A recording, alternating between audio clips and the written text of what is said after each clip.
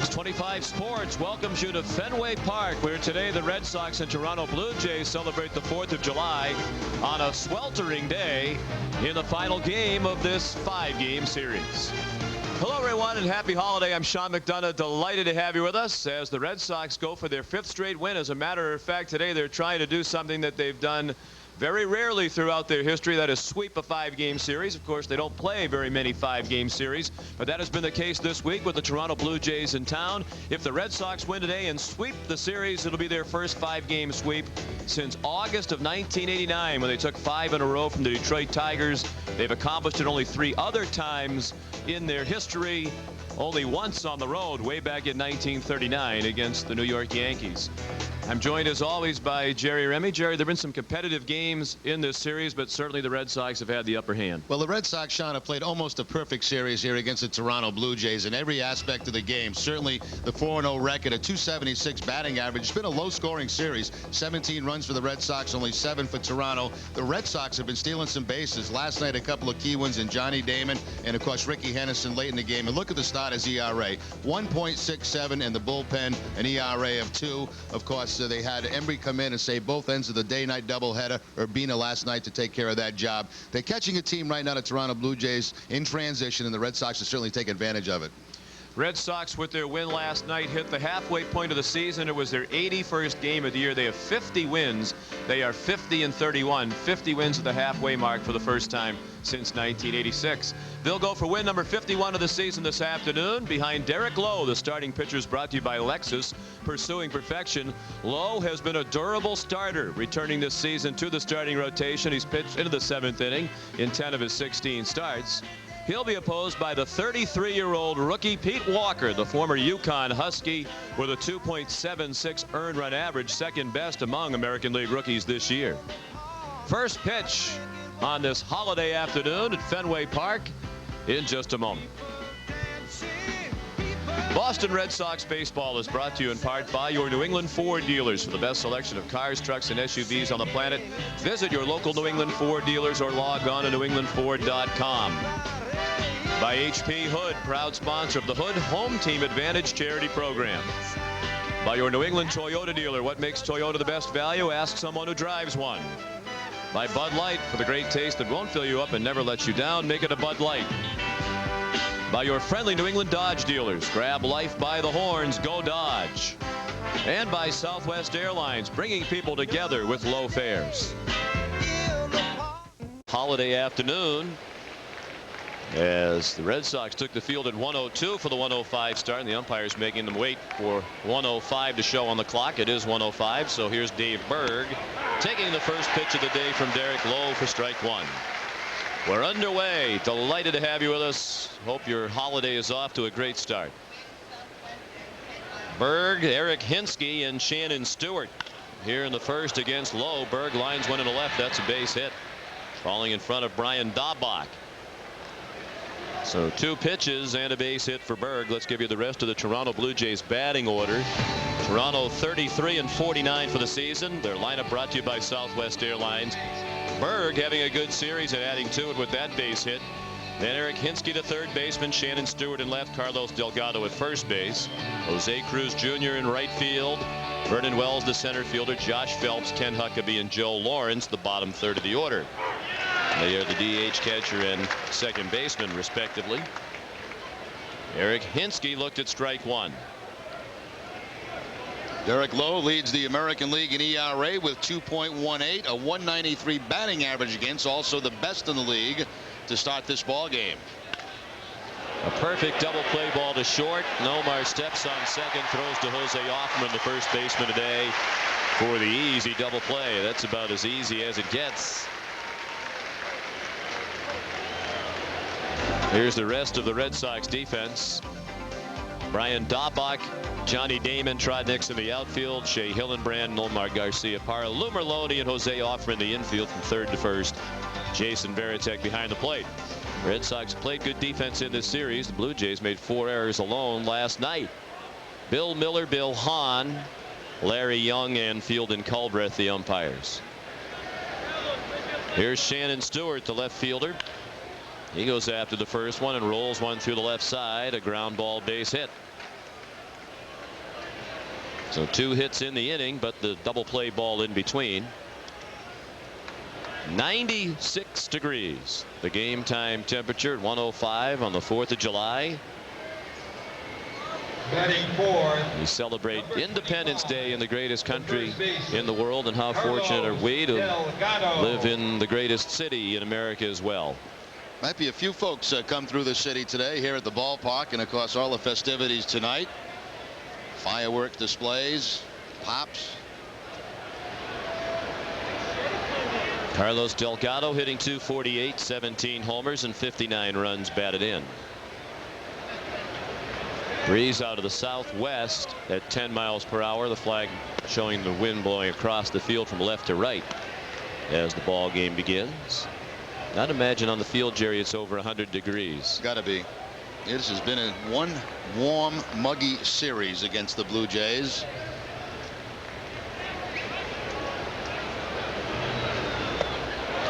Swing and a miss. The pitch low and out of the strike zone. 1-1 on Delgado.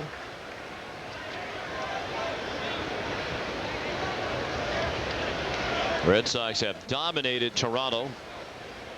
They've won 9 in a row now against this team. Stewart runs a tough pitch for Varitek. No chance to throw him out. Never did get a grip on the ball. So Shannon Stewart has a stolen base, his 4th of the year, without being caught.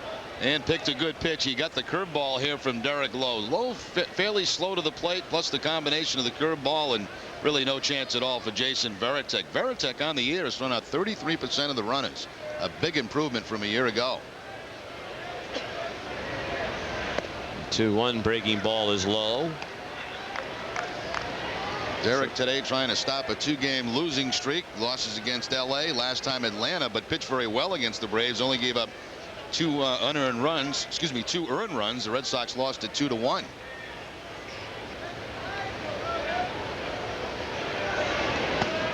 And ball 4, as you might expect, with first base open. Lowe pitching carefully to Delgado.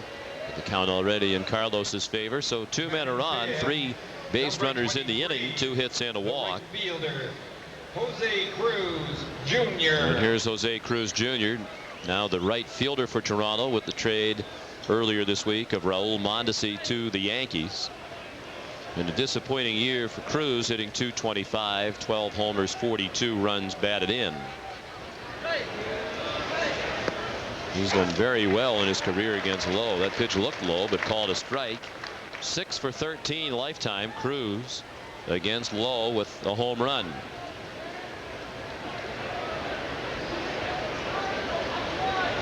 Cruz has a home run in this series. Came in the 2nd game of the doubleheader on Tuesday off Sonny Kim. Chopped on the right side. Merlone has to wait for Offman to get back to the bag. Jose had started after the bouncing ball. So 3 base runners, but no runs for Toronto in the first after a half inning, no score. You're watching the Fox 25 Red Sox television network. Southwest Airlines as the Red Sox look for their 5th straight win in a sweep of this series. They have Johnny Damon in center field leading off. Jose Offman at first base. Nomar Garcia Parra the shortstop.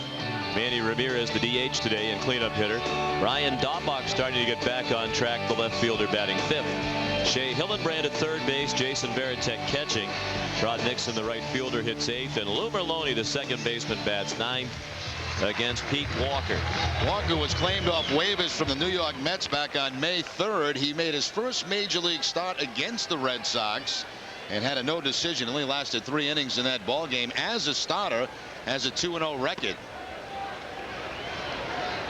He was mostly out of the pen. This is his first start of the year on the road, his 5th start overall. Johnny Damon hitting .307, 5 homers, 39 runs batted in. Bangs 1 foul into the upper boxes on the right side. Damon on base 5 times last night. As Jerry mentioned at the top of the telecast, he had a couple of stolen bases in the ball game as the Red Sox stole 5 in their win over the Jays last night. Damon was 2 for 2 with a couple of walks. And perhaps starting to turn it around after a very slow homestand. Of course, the highlight of the homestand for Johnny being elected to the All-Star game by the fans as the 30th man in the balloting on MajorLeagueBaseball.com. Delgado to Walker. He did get the bag for the out. Blue Jays are not a very good defensive team. They had 4 errors in last night's game. They're near the bottom of the pile in the American League overall. Shannon Stewart, Vernon Wells, and Jose Cruz Jr. The outfield from left to right. Eric Hinsky, Dave Berg, Joe Lawrence, and Carlos Delgado. The infield from third to first, and Ken Huckabee behind the plate. Nice play by Delgado here against a very speedy Johnny Damon. Had to lead Walker to the bag. That's not an easy play, especially for the pitcher having to cover first base. Walker threw strike 1 to Jose Offerman. Jose hasn't seen much playing time lately. 17 for his last 109. The .218 batting average now for the season, as he's hit just .156 over the last 36 games in which he has appeared. Well hit ball. Diving stop by the second baseman Lawrence. Another nice play. So the Jays trying to put the memory of the 4-error game of last night behind them very quickly. Have come out playing well on the right side of the infield here in the first inning. Joe Lawrence trying to increase his range by going back on that outfield grass. Does so and makes a nice play to take a base hit away from Jose Offerman. They have been sloppy defensively, but not so far in this ball game. 2 outs. The base is empty. We're in the bottom of the first, and the batter is Nomar Garcia Parra, who's hit in 5 straight games. Swing and a miss for strike 1. 316 for Nomar. That's good for 5th in the American League in the batting title race right now. 10 homers and 60 runs batted in.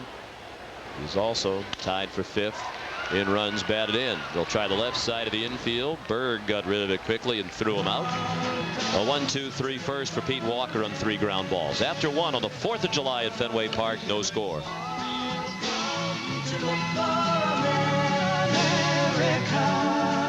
News recognized, honored, award-winning winner of the Edward R. Murrow Award, winner 3 Associated Press Awards, winner Station of the Year and Photographer of the Year.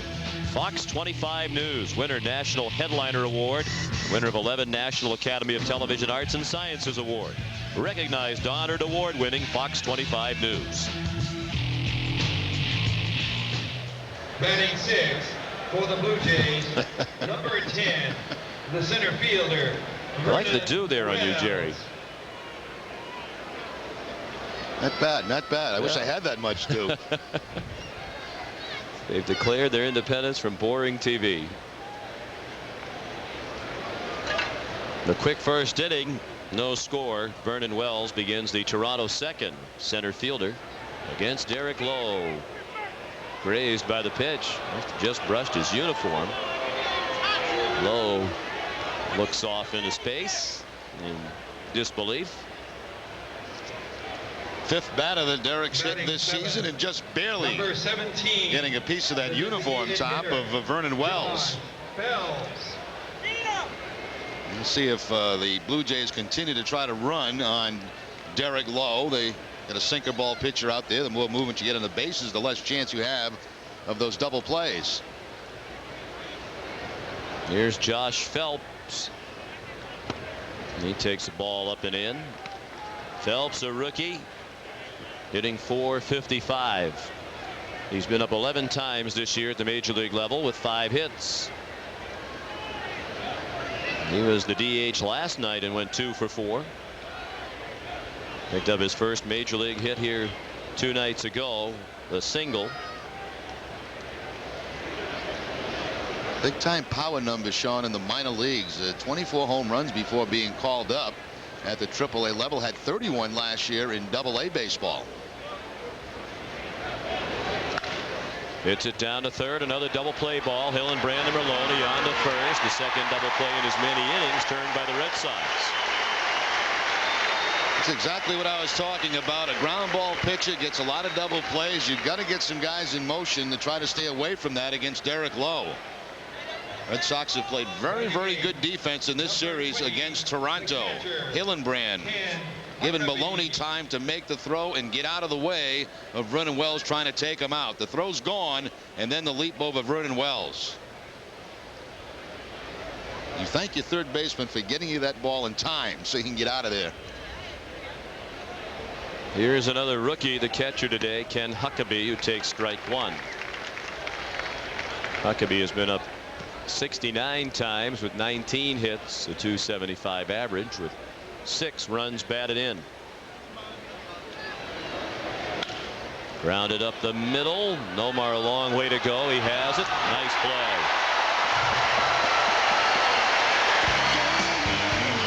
So both teams flashing the leather early in this holiday affair. Tony Clark approves. You're watching the Fox 25 Red Sox television network. Score as we move to the bottom of the second at Fenway. No shortage of rain shown by Nomar Garciaparra on that final out at the top of the second inning. Nomar going far to his left. The spin around move and the strong accurate throw to first base to Offerman to get the out. Infielders love playing behind Derek Lowe. They know they're going to be busy all afternoon. So no score as the Red Sox get ready to come up here in the bottom of the second. Manny Ramirez to lead off, then Brian Daubach and Shea Hillenbrand. Manny hitting .345 for the year, 9 homers, 37 runs batted in. Starting to pick it up now after a slow return from the disabled list. He's now 8 for 32 since coming back from the DL on June 25th after he missed 39 games with his fractured left index finger. Facing Pete Walker, who missed outside with ball 1. And he's 3 for his last 6, 2 for 4 yesterday. A ball, 2-0.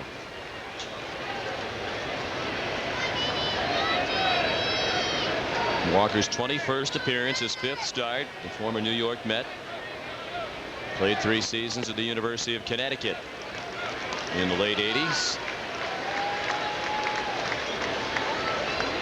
Another picture of perseverance. When Daubach's up there, it'll be Daubach against Walker. That'll be a matchup of 2 guys with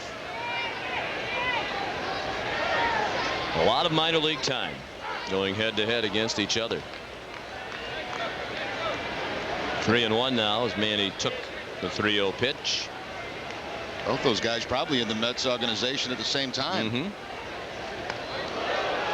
Ball 4. So the Red Sox have their first base runner.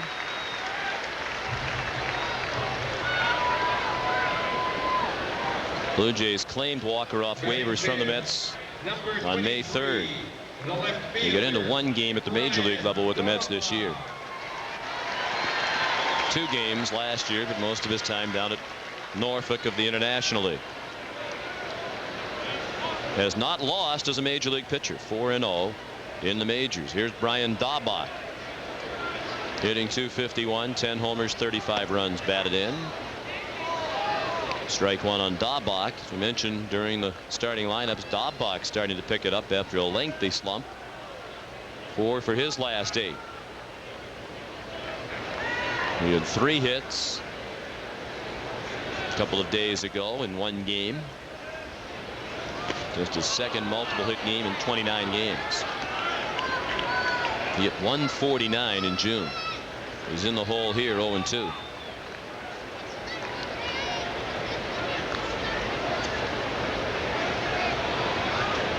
We talk about 50 wins at the halfway mark, Jerry, and you have to give the Red Sox a lot of credit. They had a losing month of June, still at 50 wins. They had a lot of players who were scuffling. They were without Manny Ramirez a long time, without Dustin Hermanson the whole year. Brady Little certainly deserves a lot of credit. He's more than satisfied with the record at this juncture, given everything that's happened. Only 1 game behind the Yankees. We're also playing well lately. They've won 5 of their last 6. Only real struggle for the Red Sox against some very good National League teams. Daubach pulls 1 foul.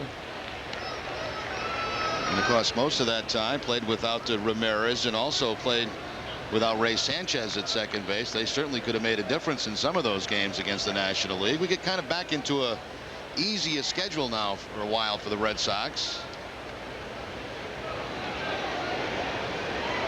1 ball and 2 strikes. Nobody out. The lead man on. Ramirez at first. Delgado playing a little bit behind him. And as a result, he almost threw the ball away. You hear somebody in the Red Sox dugout calling for a balk on that play. Yeah, that has been called a balk in the past. When that first baseman is behind the runner right there, I mean, that's supposed to be a balk. There was no play being put on there. It was almost thrown away by the pitcher. Why are they throwing over there against Ramirez? They did it last night. They threw a ball away and a run scored.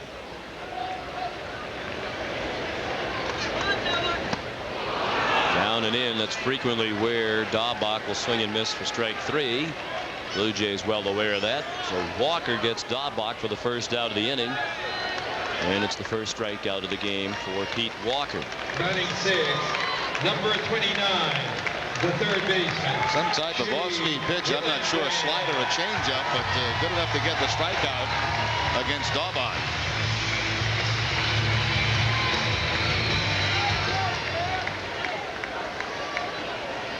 The reason that would be called a balk is for throwing to an unoccupied base. There was no fielder there to take that throw. Delgado made it look good by chasing that ball toward the bag, so that's probably why it was not called. Shea Hillenbrand takes a strike. He's been slumping. 6 for 36 on the homestand. That's a 167 clip to drop his season average below the 300 mark. 298, 13 homers, 51 runs batted in. The power numbers have already surpassed Shea's totals of his rookie year of last season. 0-2 the count.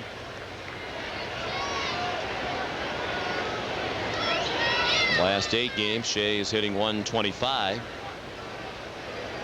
Elected the all-star starting third baseman for the American League in just his second season in the majors. He'll get the start in Milwaukee on Tuesday night. One of 7 Red Sox now who'll be going to the game. Pretty good pitch, called a ball by Bill Miller. 1-2. It's a lot of players from one team. They don't have to charter their own flight to get out for the All-Star game.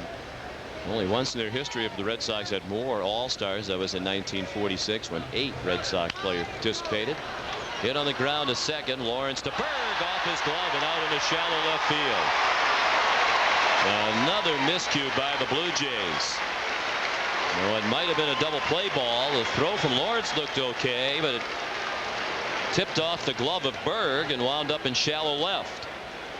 Yeah, the throw's a little bit high, but certainly one that could have been handled by the shortstop. You like it about letter high to the chest high. That one just above the head, but certainly he took his eye off it as he tried to make that play, trying to pick up the runner, and right off the top of the glove.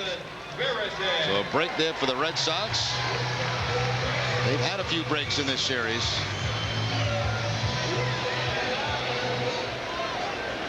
And they did give the error to Berg. Hillenbrand reaches on a fielder's choice, and the error charged to Berg, the first error of the ball game. We'll see if the Red Sox can capitalize again. Jason Varitek 0 for 4 yesterday. Had an 8-game hitting streak snap, the longest of his season. Jason hitting .266 for the year. 6 homers and 30 runs batted in. Ball 2. We have a pitching staff without a lot of experience that has struggled for much of the year. The Blue Jays were the worst pitching staff in the American League. Staff ERA has come down to 4.92. Better than only Texas, Tampa Bay, and Kansas City now in the American League. Certainly doesn't help the program when you don't field well either. Walks have been a problem for this pitching staff. They've walked a league high 316 coming into today's game, and you can add the walk to Ramirez to that total. Carlos Tosca, now the manager, took over earlier this season when Buck Martinez was let go by the new general manager J.P. Ricciardi.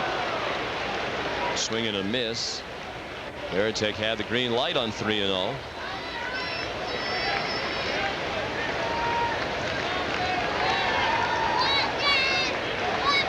Urtek looking for something that he can drive on that 3-0 count. Just swung right through the fastball. No contact. Foul tip for strike 2. 3-2.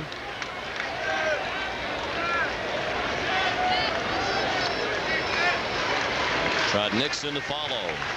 They're in the second inning. No score, but the Red Sox were threatening with 2 men on and 1 out.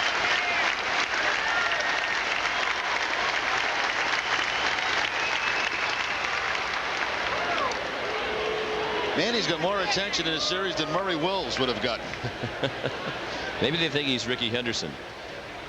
3-2 count, thinking they may have the runners off on the 3-2 count. Little fake, and Manny dives back in. Hit slowly to short. Berg throws him out. Well, the runners move up. Ramirez to third. Hillenbrand to second. Well, it's early in the game. Let's see if they walk Nixon with first base open and take their chances with Merlone.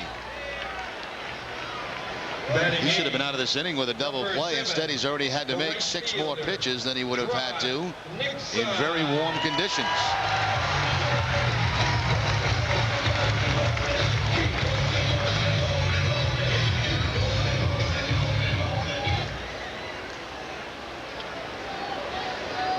Nixon hitting .255.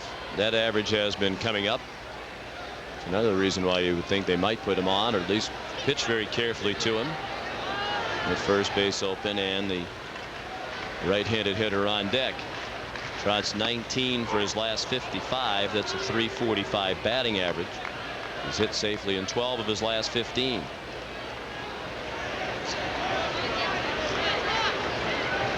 Four for 14 in this series, with a couple of runs batted in. Just outside, 1-1.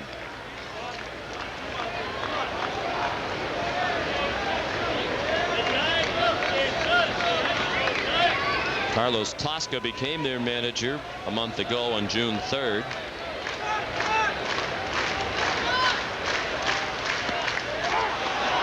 A strike, 1-2. He's a native of Cuba. Fifth Cuban manager in the major leagues. Mike Gonzalez, Preston Gomez, Tony Perez, and Cookie Rojas the others. Tosca with no professional playing experience, majors or minors. He's just the 6th major league manager without any professional playing experience. The first since John Bowles, who managed the Marlins. I count Ted Turner in that list. 1-2 pitch. Little lob, shallow right center, in for a hit. 2-run score, and the Red Sox lead 2-0. Well, they did pitch to Nixon with first base open and a right-handed hitter on deck. And it's early in Carlos Tosca's tenure here as manager, but there are a lot of things in this series about his managing that you can question. I would agree, Sean. You know, a lot of times early in a game, they don't like to intentionally walk guys because it turns that lineup over again. But the fact is, you know, you got first base open there. Nixon's been swinging the bat well. You take your shot against Merlone. Instead, Nixon makes him pay. 2-0 game.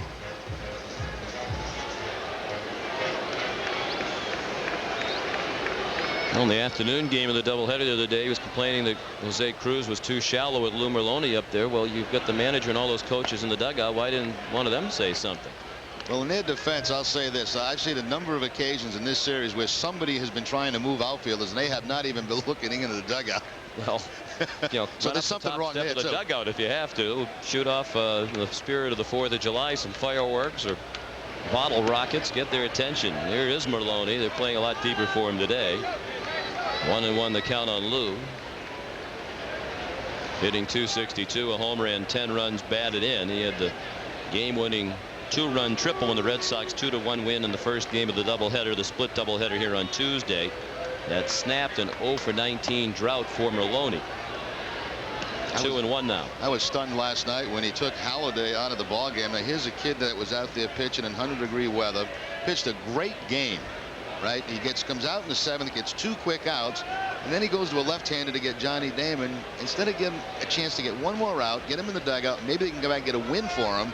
That's something I don't think going to sit very well with that pitcher. I mean, he's an all-star pitcher, I thought he deserved to try to get that final out of that inning. And you're taking your best player on your team out of the game. I mean, his pitch count was up over 100, and it was a very warm night. But he got 2 easy outs in the inning, 1 to go, and he's got a chance to win the game.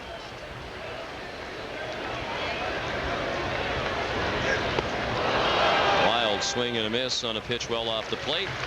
2 strikeouts in the inning, but the error again hurts the Blue Jays, and Nixon makes them pay. After 2-0 Boston, you're watching the Fox 25 Red Sox television network. Sox observe the 4th of July.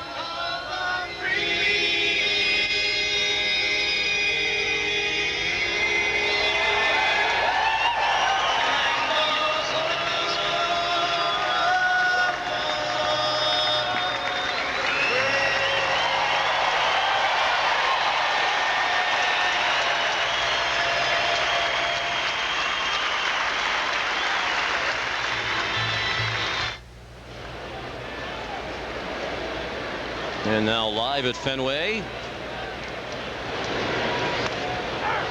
Servicemen and women out in the bleachers trying to stay cool in uniform. On a day that has to be right around the 100-degree mark now is 96 at the first pitch. Joe Lawrence the batter. Derek Lowe pitching with a 2-0 lead after 2 unearned runs scored by the Red Sox. 195 for Lawrence, 2 homers and 10 runs batted in. Jerry, right now you feel like you're watching the Red Sox play the Syracuse Sky Chiefs, the Blue Jays AAA team. There are a lot of young, inexperienced, unfamiliar names on this Toronto squad right now. Big project ahead of them here. They're obviously dumping Kamsari. It's certainly the case in Mondesi going to the Yankees, trying to add young players. They've got one good one in Eric Hinsky at third base. He's a very impressive rookie player. Close, but a ball. 2-2. Tom Gilmet, who is our cameraman up on high left field, had a thermometer up there that said 106 about an hour ago. Chopped up the middle. Garcia Parra to Offerman for the out. So Lowe has them pounding the ball into the ground. Every out recorded so far off the Toronto bats is coming a ground ball. Tom catching some rays up there on the roof. Number 2, 106. What's up? Wow. Up about 108 now, looks like. I can't read that thing. I go by Celsius anyway. It's up over 100. It's over 100. Was that on the roof, that thermometer? That's up in that area where he is, yeah. Dave Berg singled leading off the game, was erased on the double play ball hit into by Hinsky.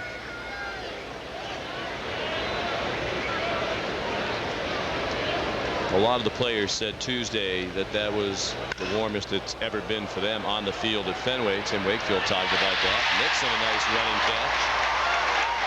First out made by the Jays on a ball hit in the air. They're playing splendid defense behind Derek Lowe so far today. Todd Nixon made a great play last night in that game. He was playing center field, and Daubach lost the ball in the twilight. Nixon came from center field all the way in front of the Red Sox bullpen to make the play. Another terrific play here. Outfielders really have to stay alert because they don't get much action when Derek Lowe's pitching. Certainly the advantage era being a left-handed outfielder, just reaching out and making the play after covering the ground. Eric Hinsky nubbed one foul behind the plate. He grounded into the double play. 6-3 in the first inning. When we talk about all the salary dumping the Blue Jays are doing, and clearly that's what they're doing. They say they lost $50 million Canadian last year. Earlier this season, the major leagues gave them a $5 million handout to help offset the damage done to their finances by the difference in the value of the Canadian dollar and the U.S. dollar. Most of what they take in is in Canadian dollars, and most of what they pay out is in American dollars. It's hard to make it work with that formula. Hinsky is one of the few prospects they seem to have gotten in return. God bless America. God bless all of you. Hope you're having a wonderful 4th of July. The Red Sox lead 2-0. Guys, tonight on on Fox 25. It's a brand new season of Beyond Belief, with all new stories that will question the unbelievable, explore the unexplainable, and challenge you to decide which stories are true and which are beyond belief. 2 all-new hours tonight at 8 on Fox 25.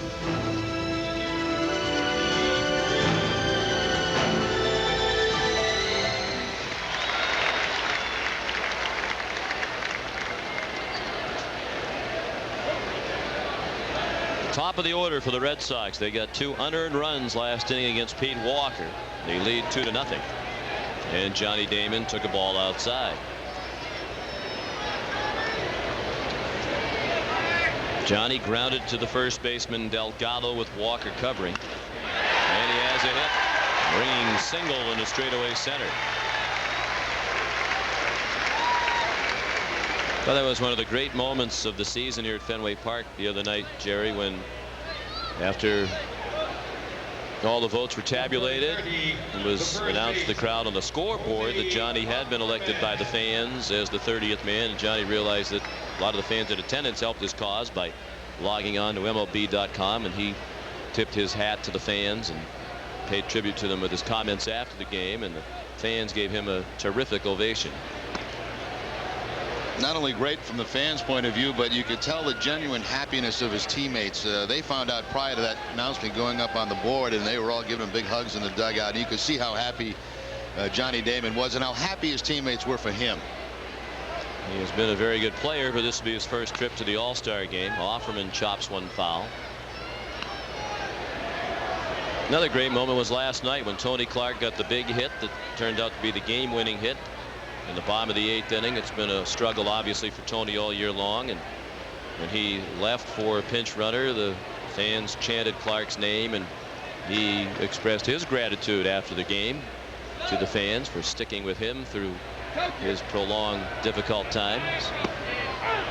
There's a strike. I think fans realize, because of all they've heard and read and what they've heard directly from Tony and his comments through the electronic media, this is a good man who's working very hard at it. He's not laying down on the job by any means. He's desperate to succeed, but has handled himself with all class, even during a difficult time for him. You got that exactly right, and I think that's why the crowd has responded the way they have to Tony Clark. Even though he's had his problems, they want him to do good.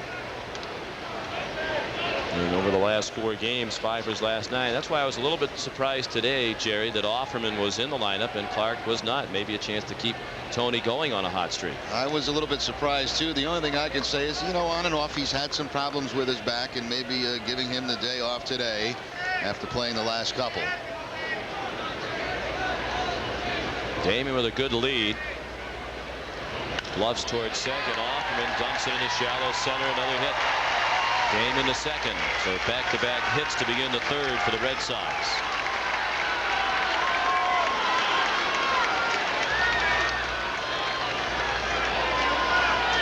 Jose Offerman has faced Walker now 3 times. He's 2 for 3 with a home run against Walker. Just reaches out on a ball that might have been off the outside edge and punches it into center field for the base hit.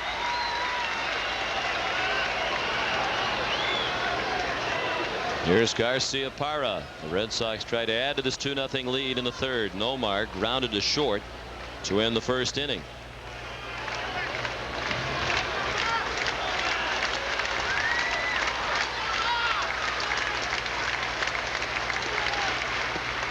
Ball 1 outside.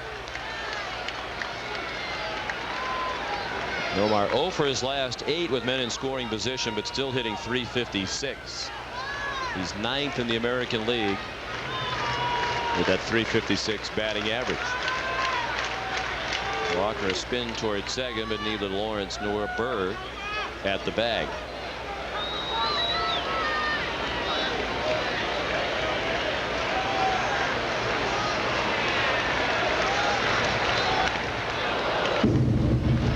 Bounced foul behind the plate. 1-1.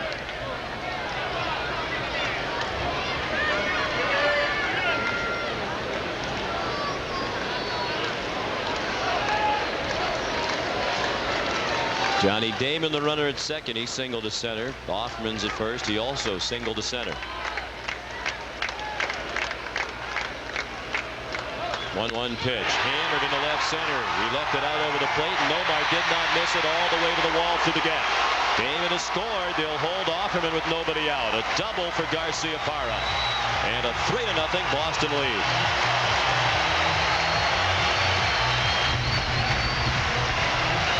Now, doubles have really been a specialty for Nomar this season. That's his 28th now on the season. Ties him with Garrett Anderson for second place, 2 behind Soriano. Got a little slider there right out over the plate and quickly drove it in that left center field gap. And with nobody out, Cubbage not taking any chances, holding up Jose Offerman at third base. Chance for a big inning for the Red Sox. A 6-game hitting streak now for Garciaparra. 3 straight hits. They had just 1 hit entering the inning. And the new pitching coach, Gil Patterson, paid a visit to the mound. Patterson was the bullpen coach when the year began under Buck Martinez. A couple of days after Martinez was fired, Cookie Rojas, the bench coach, and Mark Connor, the pitching coach, resigned as a display of loyalty to their friend Martinez. So they moved Patterson from the bullpen to the dugout as the pitching coach.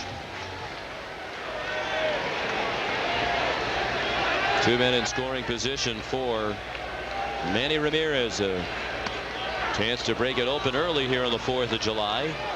Manny took a borderline strike.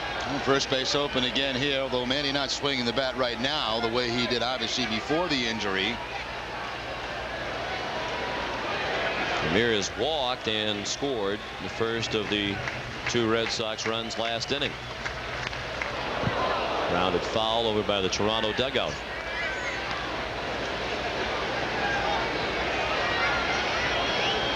Prior to the broken finger, this was an automatic intentional walk.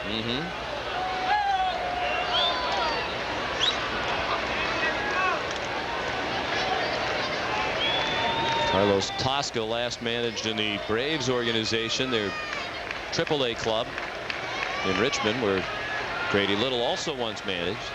Spent a couple of years as a bench coach in Arizona with Buck Showalter.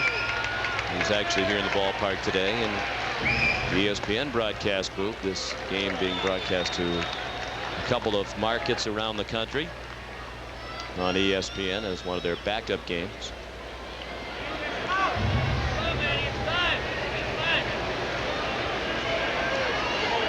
There's Buck Showalter, the former Yankee and Diamondback manager. Strike 3. Manny swung at a bad ball there to whiff for the first out of the inning. Quickly got ahead of him and then threw the ball off the outside part of the plate. Got Manny to chase. Now looking at Showalter, 2 things come to mind. First of all, one of the great scenes this year was him trying to take out Harold Reynolds on SportsCenter, breaking up a double play, sliding in his suit on the floor. He went in hard to Harold Reynolds. He really did. Reynolds pretty hard onto the studio floor. And the other thing is, why is he not managing? You would think somebody would have hired him by now. I think he'll get another chance. Certainly. Sometimes the reputation starts to hurt you. In Arizona, we all heard and read the stories that he was too much of a control freak, concerned about everything, including how high players' socks were and that sort of thing. But I think he is a very well-regarded baseball person, and you would think that he would get another shot at it if that's what he wants. He's better on TV than most people thought he was going to be, because he kind of had that reputation as a not very vocal guy when he managed. People thought he's going to stink on TV, but I like him on Baseball Tonight show. Yep. After the intentional walk to Daubach,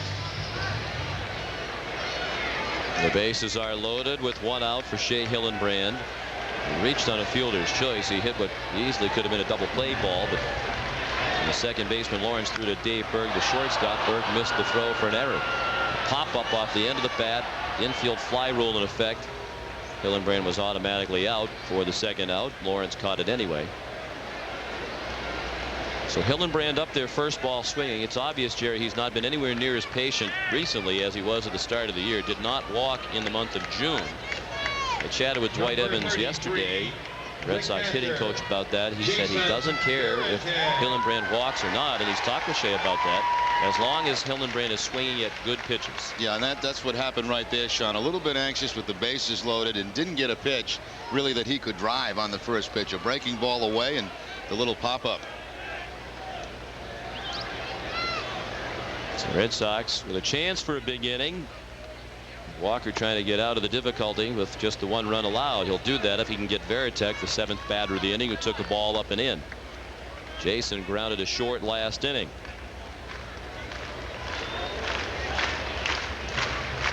Three runs, 4 hits for Boston. No runs, 2 hits, and an error for Toronto. A ball up and away from Walker, who was born in Beverly, Massachusetts. Went to East Lyme High School in Connecticut. Lives in Waterford, Connecticut now.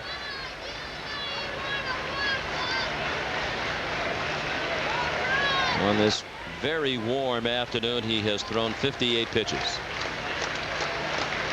And he is not yet out of the 3rd. When you're averaging about 20 pitches per inning, it's not a good thing.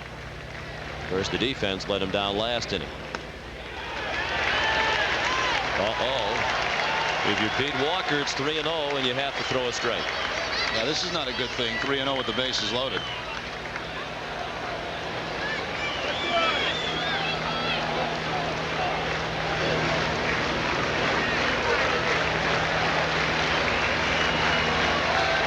Varitek went to 3-0 last inning, got the green light and swung and missed. No chance to swing at that one. Ball 4 up and away. He walks in a run. 4-0 is Offerman is across the plate.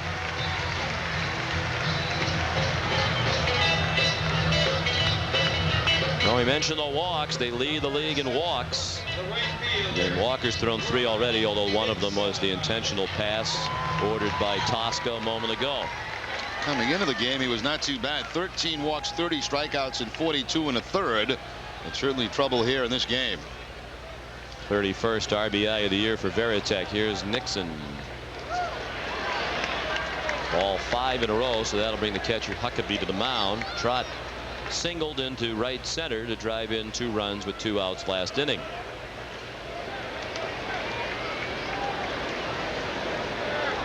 They haven't named Carlos Tosca interim manager. He's the manager, but thought is that he's the manager for the rest of this year, and then the Blue Jays are likely to look around. And the name Ken Maka has come up a lot, the bench coach in Oakland, because J.P. Ricciardi came to the Toronto organization from Oakland, where he had been an assistant to Billy Beane, the GM. We had J.P. on the other night, Sean, and he mentioned the fact he didn't want to name him interim. He felt like if he gave him just a complete title of manager, you get more respect from your players, knowing that, they're just not waiting for somebody to come in next week to take over the club.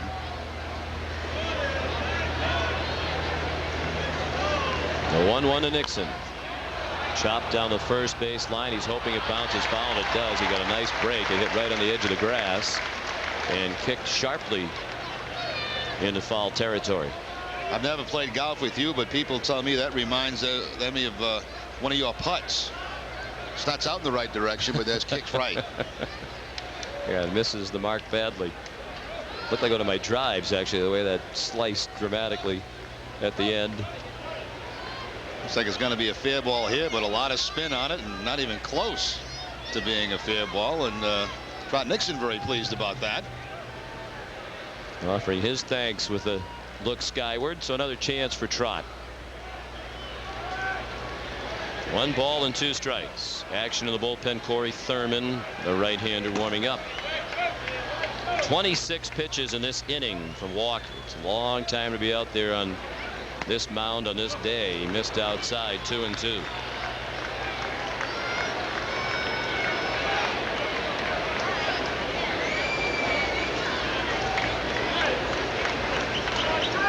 The Red Sox lead 4-0. The bases are loaded with 2 outs in the 3rd. And the 2-2 from Walker to Nixon. Hit in the fair territory this time. Delgado will play it himself. Walker did not get out of the way and almost got steamrolled by Delgado. Red Sox get 2. Nomar drove in the first with a ringing double. You're watching the Fox 25 Red Sox television network. Major League record. 8 games in a row with a homer, held by Dale Long of Pittsburgh back in 1956. The Yankees, Don Mattingly in 1987, and Ken Griffey Jr., who was then with Seattle in 1993. Thome is 0 for 1 today against Mike Messina down at Yankee Stadium. The Yankees lead that game 2-1. The Indians are on the slide. They've lost 4 in a row in 11 of 15, despite the heroics of Thome, who did not make the All-Star team, not selected as a reserve by Joe Torre, nor did he win the 30th man online balloting. Shannon Stewart up there against Derek Lowe, now pitching with a 4-0 lead. Stewart singled to left and stole second in the first. He was stranded. He's quickly behind in the count, 0-2. In the dirt. Pretty tough league, Sean, when you lead the league with 26 home runs and you have 60 RBI and you can't make the All-Star team.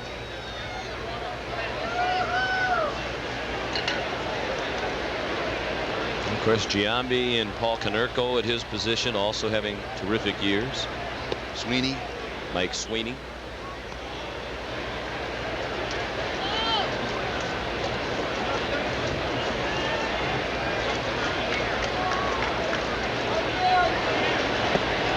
The ball 3-2, so from 0-2 to 3-2. Of course, every team has to be represented. The Indians have Omar Vizquel on the team. And perhaps you could make the case Joe Torre didn't need 5 shortstops, and Thome could have gone ahead of Vizquel. Look out. Fouled into the roof boxes on the right. I think Torre wanted to obviously get Vizquel on there to credit him for all the great years he's had defensively, which sometimes comes overlooked in today's game of baseball. It's all about offense, and this guy's been the best defensive shortstop for a long time. In the air, shallow right center, and it will fall. Played by Nixon on a hop. So Stewart battled out of the 0-2 hole, and he's 2 for 2 today. Since Stewart's dropped to the number 3 spot in the order, he's getting a lot of hits. 3 hits last night, 2 for 2 today. Number 25, the first baseman. It's the 3rd hit for Toronto. Delgado. All of them singles. Here's Carlos Delgado, who walked and was stranded in the first. The only walk given up by Lowe.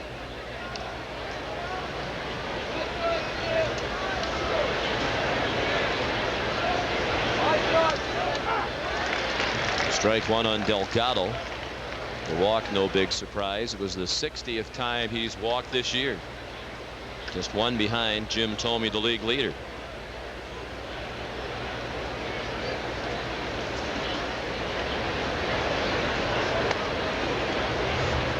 The ball. Veritek thought about a throw down to first. This is consecutive game number 407 for Delgado. That is the franchise record for Toronto. He broke that record earlier in this series. The first game of the doubleheader here on Tuesday was consecutive game number 404 for Delgado, breaking the mark of 403 straight games by Tony Fernandez. In the majors, only Luis Gonzalez of Arizona has a longer active consecutive game streak with 410. And they have a way to go to catch Ripken. Yes, they do. They're not yet planning the ceremonies. Jose Cruz Jr. on deck. Shift on for Delgado. 3-1 pitch. Ball 4, so he walks again. And the first 2 men are on here in the 4th. This is not a good offensive team Lowe is facing today. The Blue Jays 12th in the American League with a 246 average. 9th in runs scored. They do hit home runs. They've hit 97. That's 4th in the American League.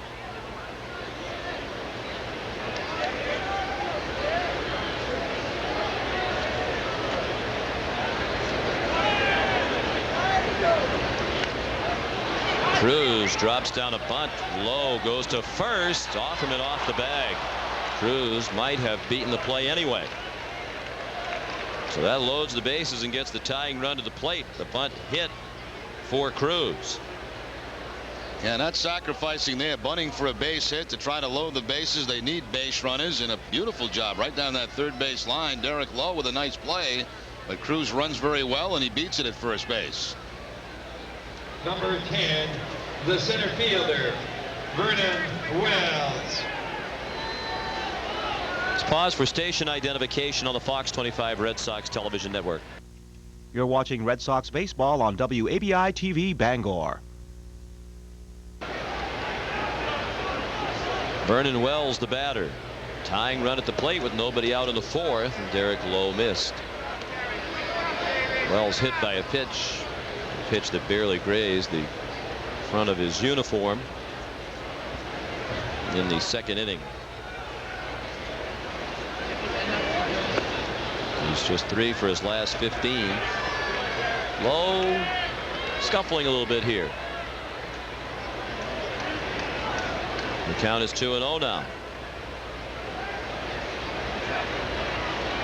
Single by Stewart, a walk to Delgado, the bunt hit by Cruz. Derek's been all over the place in this inning. Hit in the hole, base hit. 1 run will score. They'll hold Delgado with nobody out, and down by 3 runs now as Stewart came across the plate. Wells with an RBI. And the control, a little bit of a trouble here for Derek Lowe. He's walked a couple of guys, hit a batter, fallen behind in some counts. Got the ground ball there, but perfect location between Hillenbrand and Garcia-Parra. Number 17, the designated hitter, Josh Phelps.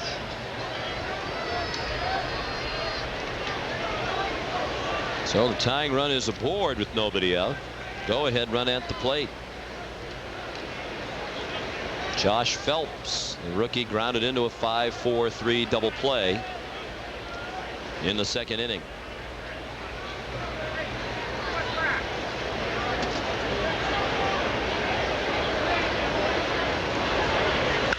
Phelps rips it to left. That'll be over the head of Daubach off the bottom of the scoreboard. Delgado scores with Cruz right behind him. It's 4-3. A wall single for Phelps. And watching Phelps the last couple of games, it looks like he's got that slight uppercut swing, which would be a good matchup for him against Derek Lowe. And the sinker ball, that was a rope. Hit very hard over the head of Brian Daubach in left field and right off the scoreboard.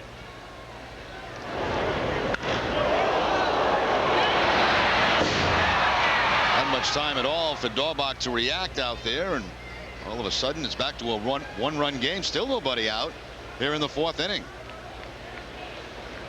Those are the first career RBIs for Josh Phelps, a 24-year-old rookie. Number 20, the catcher, Ken Huckabee.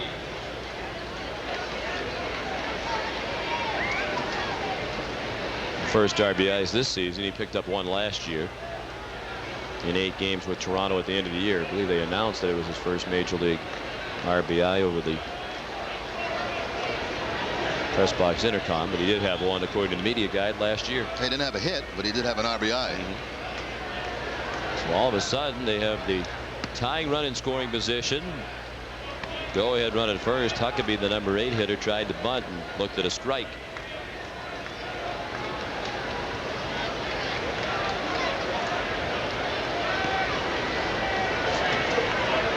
Ryan Butterfield is their third base coach. Tosca had been the third base coach.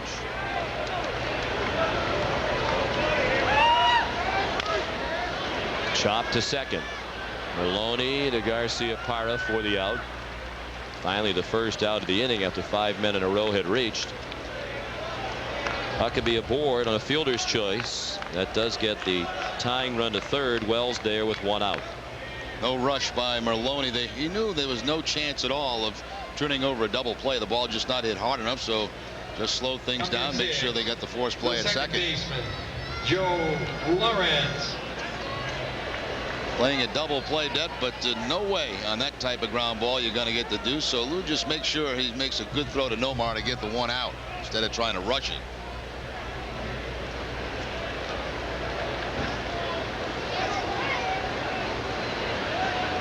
There's Joe Lawrence, the number 9 man in their batting order today.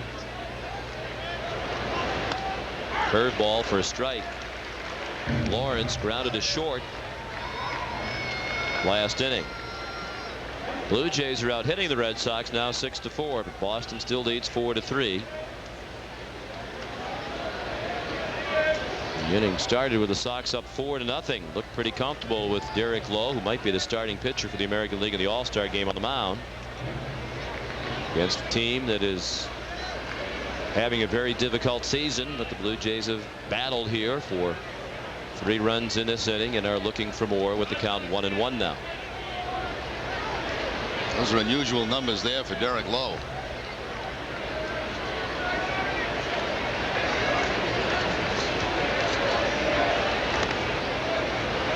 Huckabee not likely to be running. Unless it's a hit and run situation, and it looked like he might have been leaning a little bit towards second base. Another set of signs thrown on by Butterfield down at third base.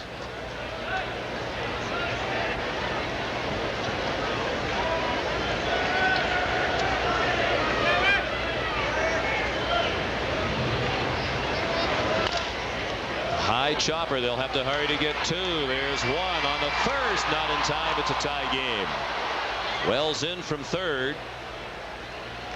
Ball was a high chopper, hit slowly down to Hillenbrand. It gave Huckabee time to get in on Merlone, send him flying, and Lawrence beat it at first to tie up the ball game as Joe Lawrence has his 11th run batted into the year. Huckabee did a good job cleaning out Maloney at second base. Once again, the ball not hit hard enough, but here comes Huckabee, and Maloney knows he has to get rid of the ball quickly. Can't get much on it when you get cleaned out like that.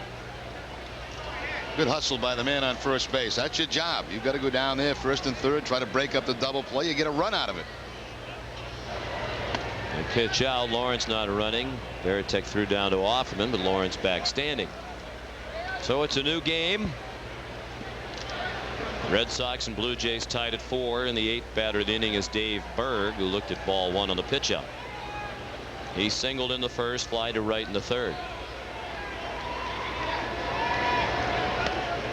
In that game at New York, where the Yankees are leading Cleveland 2-1, Raul Mondesi has homered. He's had an immediate positive impact for the Bronx Bombers. Derek Jeter left that game with an apparent left leg injury. And if we get more details about that, we'll pass them along.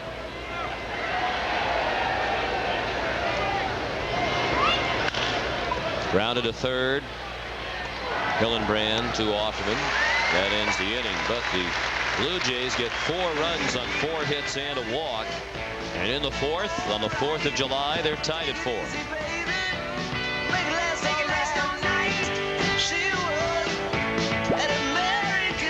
By your local Lincoln Mercury dealers. Category today, infield hits. The Seattle Mariners lead the American League in that category, but the running Red Sox are second with 81 infield hits this year. And among individual players, Ichiro, as you might expect, has the most infield hits. A major reason why the Mariners lead the league. And Johnny Damon's 20 pacing the Red Sox. League leaders brought to you by your local Lincoln Mercury dealers. On the 4th, in the 4th, the Red Sox and Blue Jays tied at 4. Red Sox had a 4-0 lead, but Toronto just struck 4 runs in the top of the inning. So here's Lou Merlone against Pete Walker. Knee-high strike. Merlone struck out swinging in the 2nd. Johnny Damon to follow, and then Jose Offerman. Walker's given up 4 runs, only 2 earned on 4 hits. He's walked 3, 1 intentional, and has struck out 3. He's even now with Merlone, 1-1. A former UConn Husky pitching to a former Providence College Friar.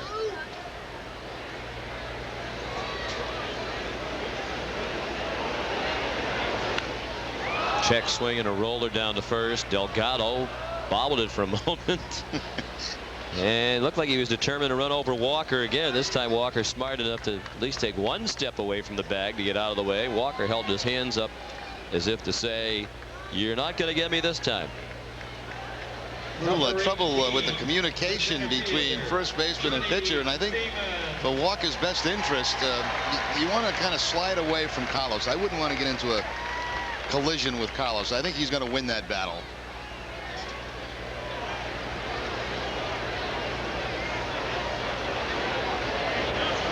Johnny Damon checks the swing and takes a strike. Johnny singled leading off last inning and scored the first of the 2 Red Sox runs that crossed the plate in the third. Boston got 2 unearned runs in the second, 2 more in the third. Ball wide, 1-1.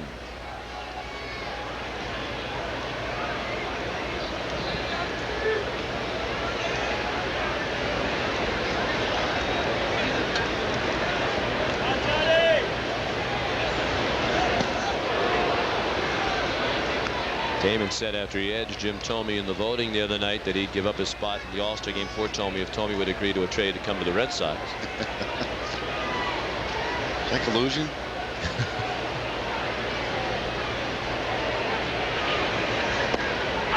Borderline strike 3 at the knees. 2 outs. 4 strikeouts now for Walker. Generally, on these very warm days, umpires have a tendency to have very big strike zones because they're as uncomfortable back there as anybody else. They're probably more so than anybody else in the park. They have the worst job today, wearing all that equipment, standing in the blazing sun. At least the players get to go off the field for a while into the dugout, up into the clubhouse if they want to. The catchers can take their equipment off. But at home plate umpires back there with all the equipment on and out there all day. 1 strike on Jose Offerman. Didn't catch all of that. Wells should catch it and does. And it's a 1-2-3 inning for Pete Walker. 4-4 after 4 on the 4th. You're watching the Fox 25 Red Sox Television Network. The 5th inning form.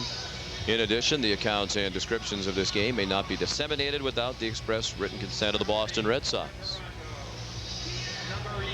Bryant Nelson has come in to play second base for Lou Merlone. We'll get you a report from the clubhouse as to why Lou left the game. He did have that collision at second base trying to turn a double play, but maybe it's just the heat too. He also fouled the ball off his foot in the ball game last night pretty bad early in the game, so that could be it too. One more look at the double play at second, the attempted double play. Might have fell on his wrist as he landed uncomfortably. He has the look on his face though like maybe the heat is just getting to him. Although if it was the heat you'd think he'd be up in the clubhouse. Or have one of those cold towels wrapped around his head. Well, in any event, doesn't appear to be anything serious with Lou sitting there not receiving any medical attention. Eric Hinske is grounded out twice, once into a double play. Hinske, Stewart, and Delgado coming up. Jay sent 8 men up there against Lowe last inning and scored their 4 runs on 4 hits and a walk. Hinske, the only man who did not bat. Bounces the 2-0 off the glove of Offerman to Nelson to Lowe. A low throw. And Derek fielded it. He's saying to the first base umpire Bill Hahn, what was the problem? I caught it. I was on the bag. But Bill Hahn says no, and there is no argument from Grady Little. Maybe Hinske just beat the play down at first base. It was a heck of a play by Derek Lowe. He picks it on the 1 hop after the deflection off Offerman. Nelson there to make the throw. Now I believe this ball bounces. A heck of a play there, but yeah, he just beat it at first base. He did get the bag, did Lowe, but the play was beat by Eric Hinske. How about that play by Derek Lowe though on the backhand? Pretty good. It's an infield hit for Hinske. 7 hits now for Toronto. A pop up straight up. Veritek doesn't see it, and it's going to land right next to him. Stewart popped it straight up in the air and not very high. Veritek was looking around and couldn't find it. Offerman and Lowe came charging in, but it was too late. It looks like Veritek still doesn't realize what happened. Well, what happened is the pop-up went straight up and the bat went flying into the stands down here near third base. And you have to wonder if that distracted Jason Varitek, he just couldn't find the pop-up. If he had caught the bat, would that have counted? He didn't even look in that direction where the bat had gone. He just didn't see the pop-up at all. Hoffman makes a nice effort. Lowe is there, but they can't make the play. But it didn't even look like he was trying that hard to find it, as if he assumed the ball was out of play. It wasn't like he was looking frantically left and right or looking for help. He just kind of stood there with a confused expression. Still shaking his head as to say, what was that all about? You don't see that very often. A pop-up that lands right next to the catcher. Lowe and Hoffman realized quickly that Jason couldn't see it, but by the time they got in there, they didn't have time to catch it. It didn't go very high. Up and in. 1-1 on Stewart. Red Sox don't want to give anybody another chance, but particularly not this guy today. He's 2 for 2. Started their 4-run rally last inning with a single and scored the first of the 4 runs. He singled to left in the first and stole the base.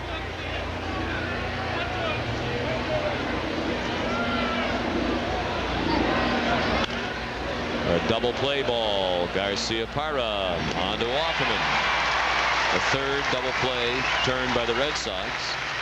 The second of that variety. That was almost identical to the ball hit by Hinsky right to Garcia Parra near the bag back in the first. That resulted in a double play. And finally they get Shannon Stewart out. Perfect here for Nomar. He's going toward that second base bag. A couple of extra steps, tag the bag, and get Stewart by 4 or 5 at first base. Now, Sean, we look at players as robots sometimes and not realizing these conditions, how hot it is, and what happens is you get fatigued. And when you get fatigued, your concentration level isn't quite as sharp as it normally is. And sometimes you see some mental mistakes in this type of conditions. Were you saying something? Carlos Delgado has walked twice. He scored after walking last inning. For a guy who runs well, Stewart hits into a lot of double plays. That's the 10th that he has grounded into. Look out. Little chin music. 1-1 on Delgado.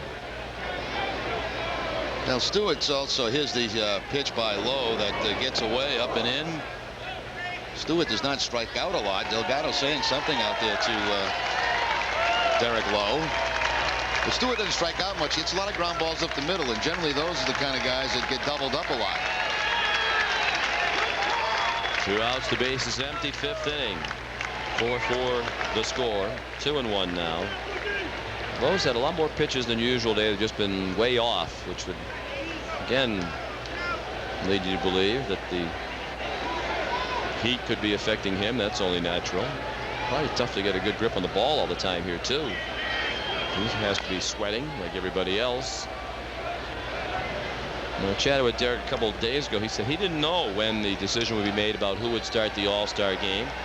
He would like to start. Of course, he went 2 years ago and pitched 1 inning, the 6th inning. What a thrill that would be. That is a rare honor. There aren't many pitchers who can say they've started an All-Star game. He's just happy to be going. And he's out of the inning on a strikeout. That's the first of the ball game for Derek Lowe. After 4.5, 4-4 the score.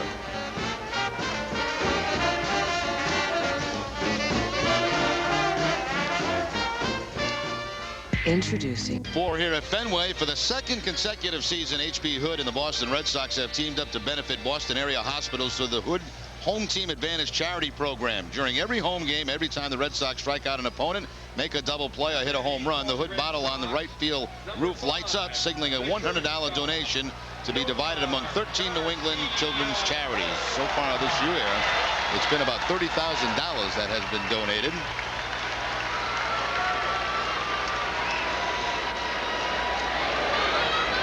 Well, let's hope that Hood bottle lights up a few more times today. Nomar went after the first one, popped it up off the end of the bat. The shortstop Berg has it in shallow center. 1 out on 1 pitch. Garcia Parra 1 for 3. He doubled to drive in a run in the 3rd. They came all the way from Iowa. How about some cold frosty ones? Looks like she already has a cold frosty one. They all do. Great day to get some sun out in the bleachers. The real field of dreams. Fenway Park.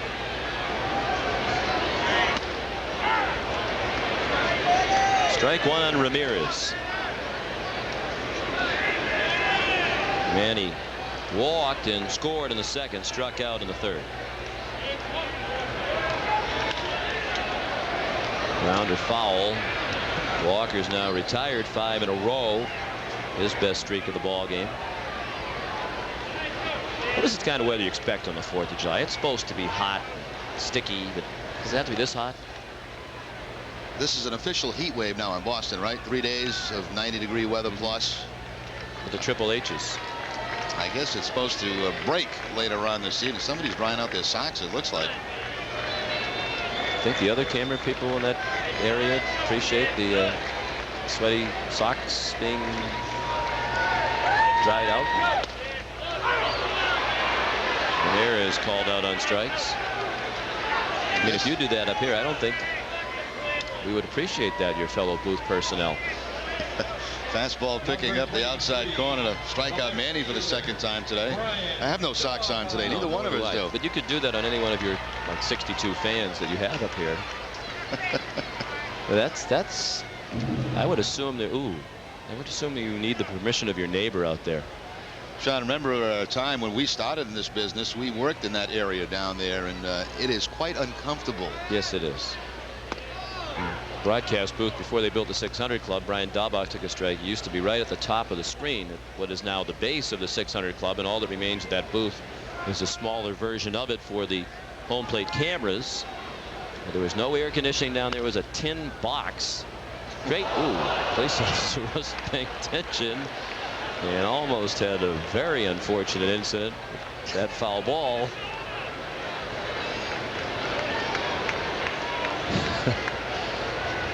This would not have been good at all right here. Oh, no. Well, everything's well. Then he did kind of duck into the shade, maybe away from the glare of the public here. Hell, not only bulletproof vest, but probably needs the cup too to go along with that.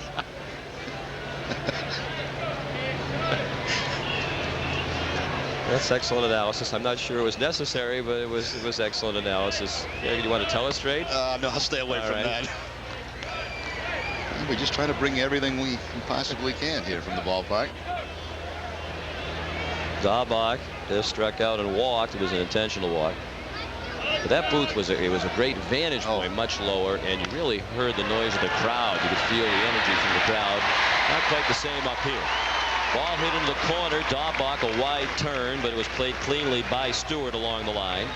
So Daubach holds with a 2-out single, ending Walker's string in a row. He had retired 6 Red Sox batters consecutively, and Daubach continues to come up with regular base hits on this homestand, particularly in this series.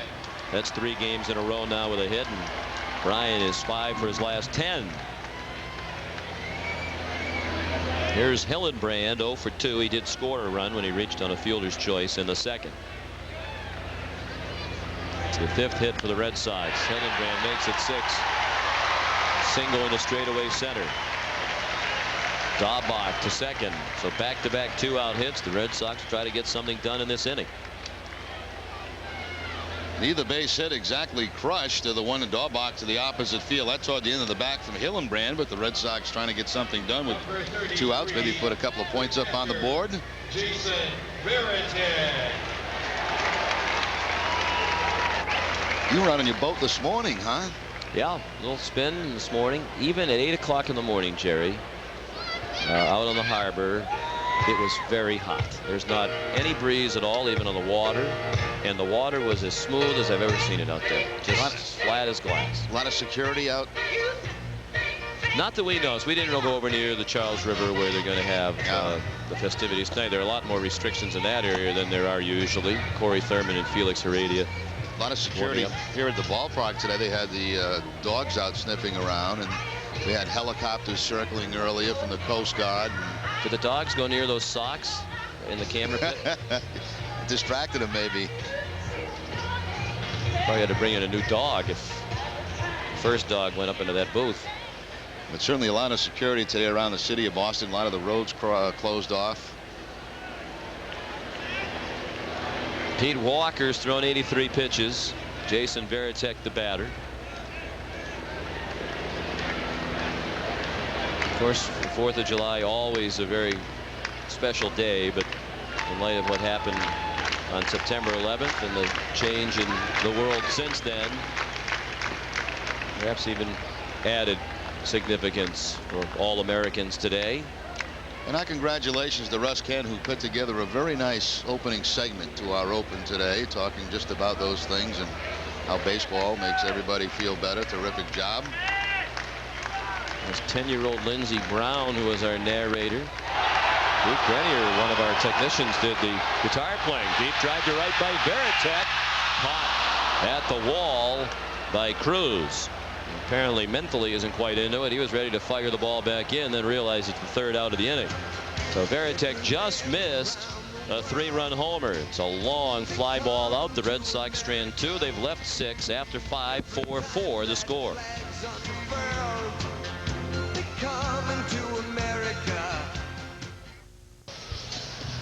Today on Fox 25 News at 4:30, Maria Stefanos has all the news of the day, including team coverage of all of today's 4th of July celebrations. Plus, are you tired of the heat? I think I know the answer to that. Fox's chief meteorologist Kevin Lemanowitz will give us a refreshing holiday weekend forecast, we hope. And Nemois Delaney goes shopping to find plus-size outfits for fashion-forward teens that turn their wardrobe from dull to dazzling. That's today after the game on Fox 25 News at 4:30. They've estimated the heat index on the field at about 115 degrees. They have a thermometer in Canvas Alley in the shade right now. That's 102. So in the sun on the field, it's warmer than that. Yeah, the humidity. With young students who are from Toronto, who are students at Harvard, who are here today.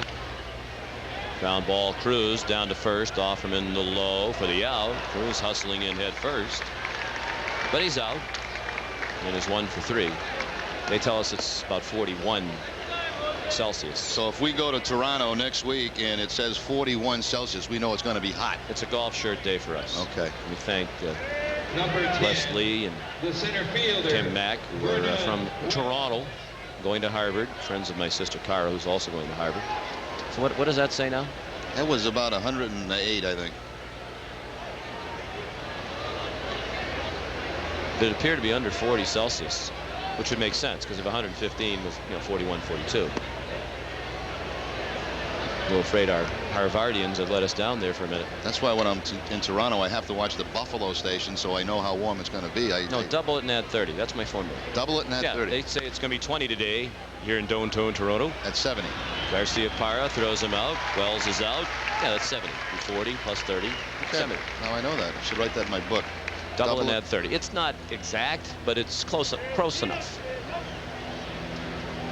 number 17, the designated hitter, Josh Bells.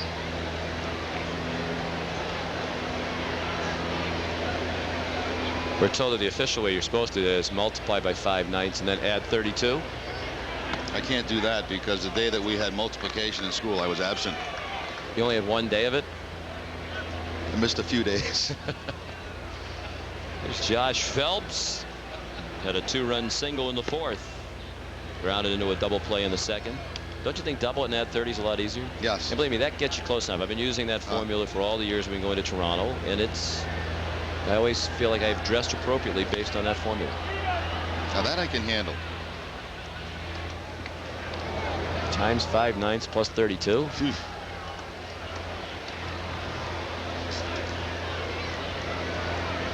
The good news is it's been like this, I think, just about everywhere in our country this week. You turn on the TV, it's 90 plus everywhere. Strike 3. A 7-pitch inning for Lowe. You have to appreciate that given the conditions.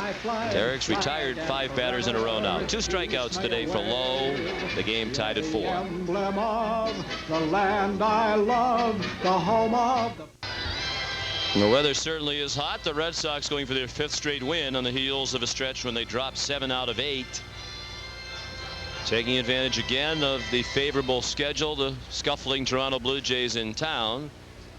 And they'll hand the ball over to lefty Felix Heredia. The call to the bullpen brought to you by Nextel Direct Connect. Get right through. Call 1-800-NEXTEL-9. Now pitching. Good job by Pete Walker. He allowed only 2 earned runs in 5 innings. The right fielder, Ron. Felix Heredia making his 30th appearance of the season. He's already worked twice in this series against the Red Sox. Of course, he came over from the Cubs in that Alex Gonzalez trade last December. 0-1 record. Opponents hitting .278 off the lefty. They got a couple of lefties out of the bullpen. Heredia and of course Air, who has also worked a few times in this series. That was another salary dump move when they sent Gonzalez off to the Cubs. Heredia to Nixon. Tried a big swing and a foul tip. Nixon looped a 2-run single into right center in the second. He grounded to first to end the third when the Red Sox left the bases loaded.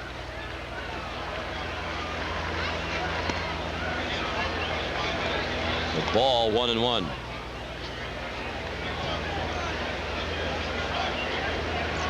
Pete Walker pitched 5 innings, allowed 4 runs, 2 earned on 6 hits, walked 3. 1 was an intentional walk. He struck out 5.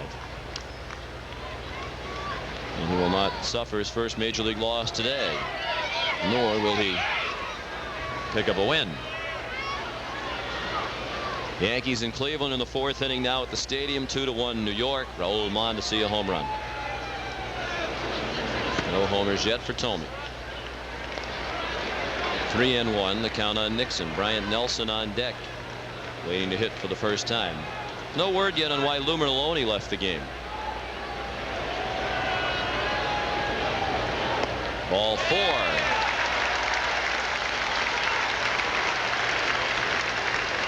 I want to go against the standard cliche in this situation, Jerry, and I'm going to say exactly what Carlos Tosca had in mind when he brought him in. The second baseman. Yeah, you get lefty against lefty. He puts him on first base with a walk. Let's see now if the Red Sox try to sacrifice and get Nixon in a scoring position. Nelson in his first at bat. Of course, Grady Little sacrifice, not one of his favorite plays, but getting late in the ball game. Bottom of the 6th. Nelson hitting .240. 6 hits and 25 at bats. He takes a strike. Well, if you're ever going to sacrifice, you would think it might be with this guy who's played very sparingly.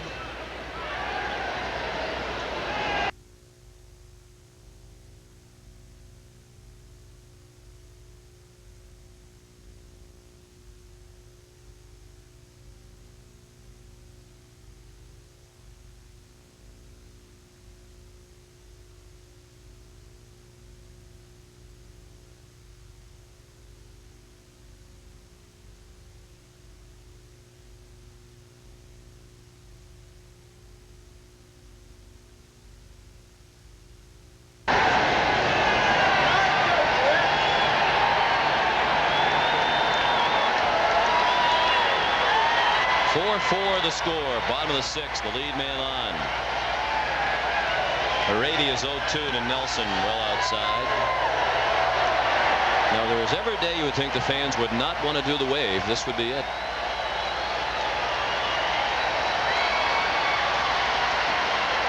They're doing it with some gusto on the 4th of July.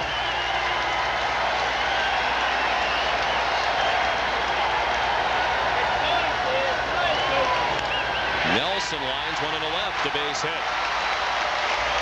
Nixon a second.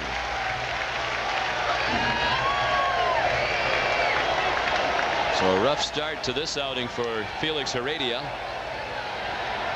He's from the Dominican Republic, 27 years old. Pretty tough pitch right there, too. That ball down and away. And Nelson, I like the job that Nelson has done for the Red Sox. I really do. Move him around. He can play the outfield, the infield. He gives you a tough at bat every time up. Well, let's see if the sacrifice is on now with Damon. Lefty against lefty.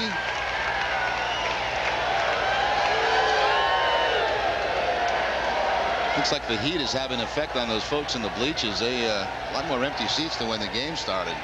Yeah, it just has to be unbelievably hot out there. You see all those patches of green empty seats, and as we continue to pan toward right, there are more of them.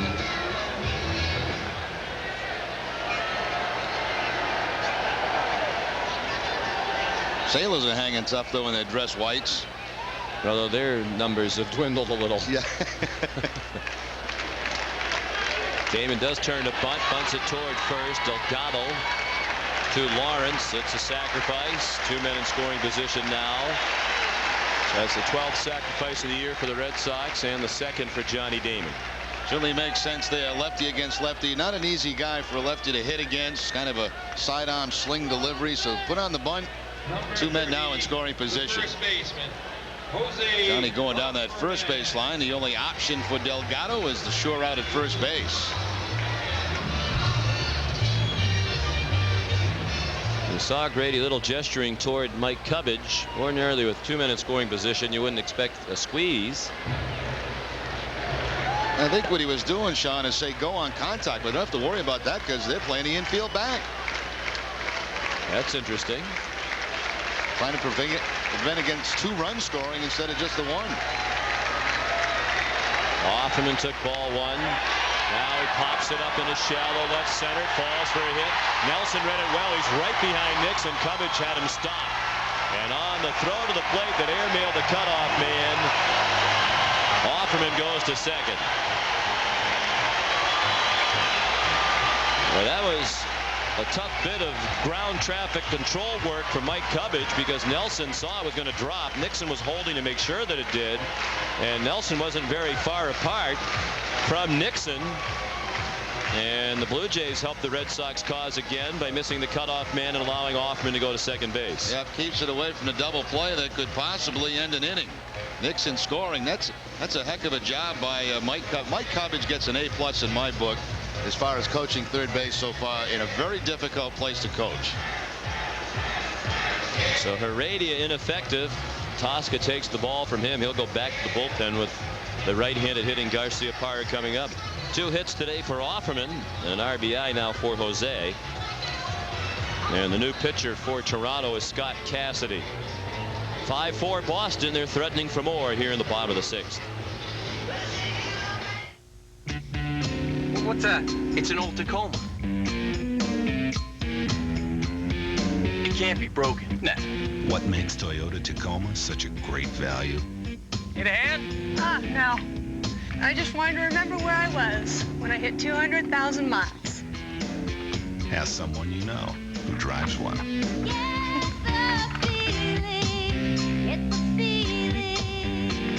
Thanks, boys.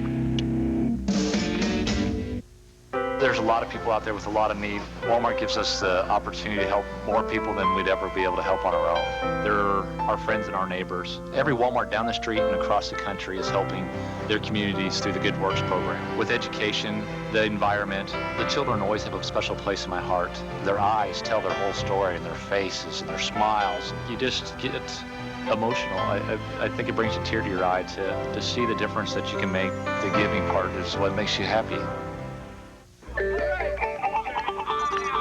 I take batting practice.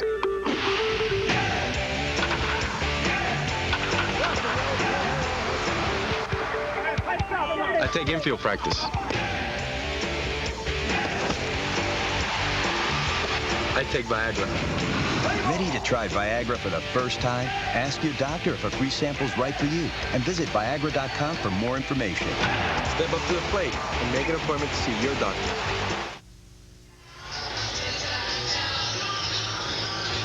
Well, always eager to help Pedro Martinez. Oh, that's got to feel good. That's in the camera position, right? Yeah. Ah, the pause that refreshes.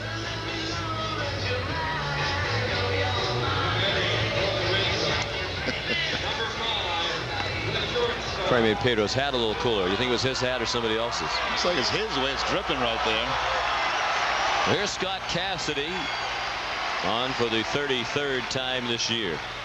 Cassidy worked in one game in this series, July 2nd, the game 1 of that day night, a blown save, 2/3 of an inning, a hit allowed. First base open here. Let's see if they intentionally walk Nomar. Take their chances with Manny. They're just playing the infield halfway up the middle. This makes no sense to me. I mean, you've got pretty good speed at third base and Nelson. You're down by a run. Any ground ball a second is short. If he's off on contact, there's no contest. Right, so why play him there? He's trying to, again, prevent two, try to protect 2 runs instead of giving up just 1. If you're going to do that, then move him back further, wouldn't you? Absolutely.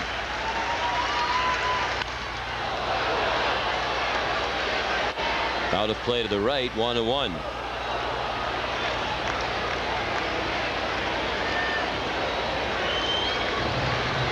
But we can say this on behalf of our good friend Buck Martinez. It wasn't his fault when you watch this team play. It wasn't the manager.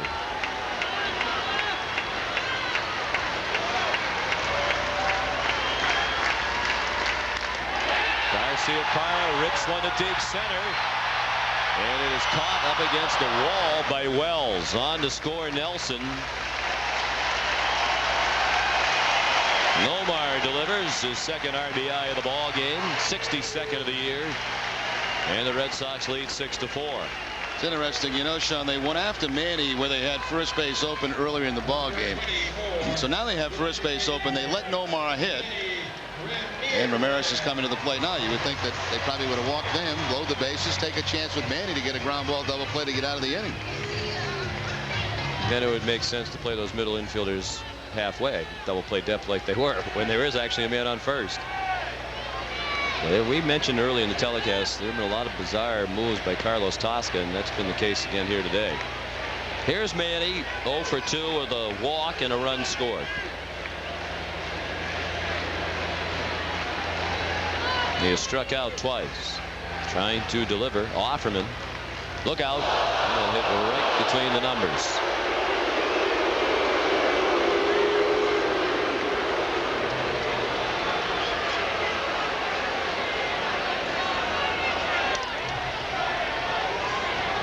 Nowhere for Manny to go here. He's going to have to take it right off the 2 on his back. Remember earlier there was a pitch up and in on Carlos Delgado earlier in the ball game. First base open there, and all of a sudden Manny gets plucked off the back. And you've lost 4 in a row to this team. Might not have been one that got away from Cassidy. Here's Daubach. Swing and a miss. Bryan singled down the left field line in the 5th inning, was intentionally walked in the 3rd, struck out in the 2nd. Facing Cassidy, a rookie from Syracuse, New York, pitched in his hometown for their AAA club last year, the Sky Chiefs. He's a diabetic and a graduate of Lemoyne College right there in his hometown of Syracuse. Played for the Dolphins. Got a good baseball program. Dick Rockwell was the coach there for a long time. Jim DeShays pitched at Lemoyne. Tom Browning. Cassidy has his degree in business administration from Lemoyne. Went to Liverpool High School right outside Syracuse. Ahead of Daubach, 0-2. And he struck him out that same spot. That ends the inning, but the Red Sox get 2 to recapture the lead after 6-4 Boston.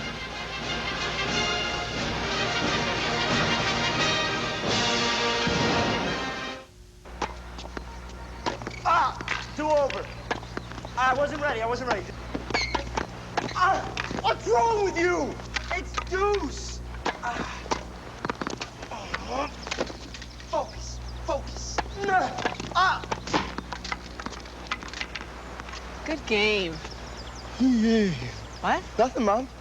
Now that's refreshing. Doc's hard lemon flavored malt beverage. So how is she? It hurts. 5% alcohol by volume. Just let the clutch out slowly. Easy. I'll never get the hang of a stick shift. Hang on.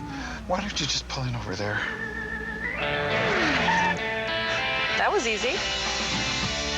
Nothing says summer like the return of lobster rolls to McDonald's. We're talking 100% real succulent lobster on a delicious roll. But hurry, because like summer, This offer won't last long.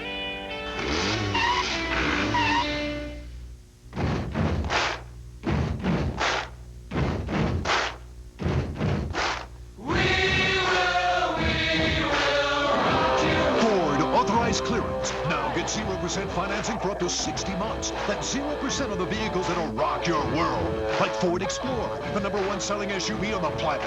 F-150, the #1 selling truck for 25 straight years. And Focus, one of car drivers' 10 best. 0% Ford authorized clearance now. Back at Fenway, the Red Sox have just reclaimed the lead with 2 runs in the 6th inning.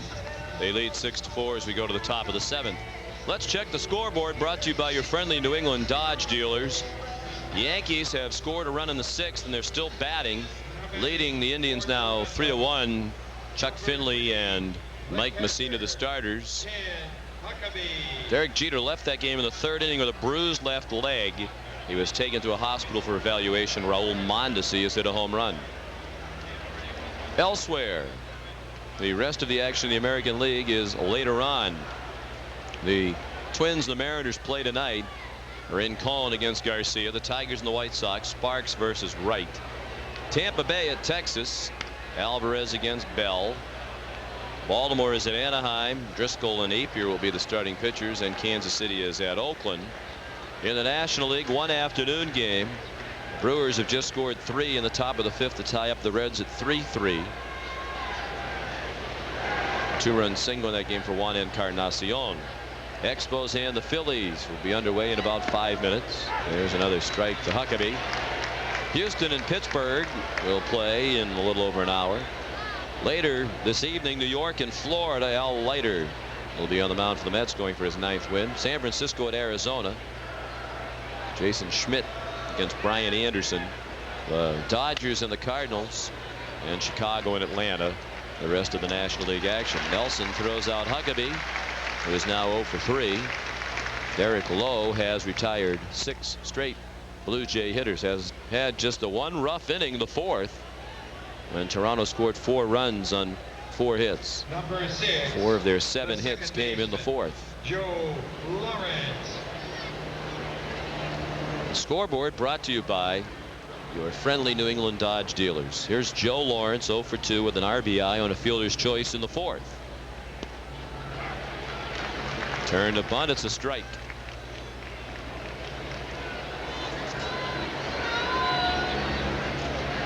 Lowe working quickly at a 7-pitch inning last inning. That one's close but a ball. 1-1.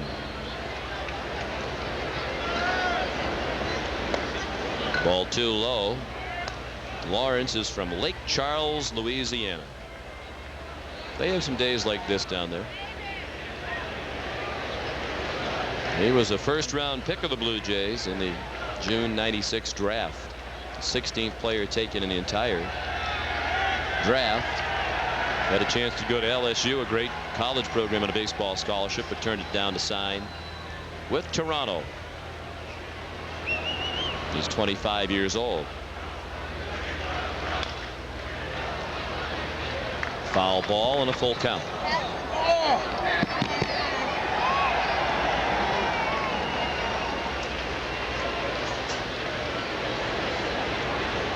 And a happy 4th for that young fan. Lou Merlone left the game with a sore right ankle, an injury suffered last night. He's listed as day-to-day. There's a ground ball to short. Oh, it took a late hop right up into the midsection of Garcia Parra. And Lawrence is safe. Looked like it was going to just keep skipping right around the ground, and then at the last bounce, it bounced up into his midsection. But they've still charged him with an error. Out. The shortstop. It happens, Sean, on these very warm days. That infield really gets baked as this time goes on in the afternoon, and gets chewed up quite a bit, and you don't get some of the best hops. So Garcia Parra charged with the error. His team high 13th of the season. That's far and away the most on the team. He got a tough one here last night. Ball up the middle. Had to go ranging to his left, spin around, and the ball popped out as he tried to make the transfer, and it was ruled an error. That's a tough one to get.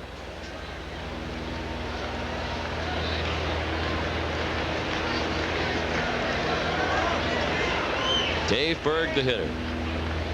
Now the tying run at the plate. Outside, evening the count at 1-1. Berg singled in the first. 1 for 3. 6 runs, 8 hits, and an error now for Boston. 4 runs, 7 hits, and an error for Toronto.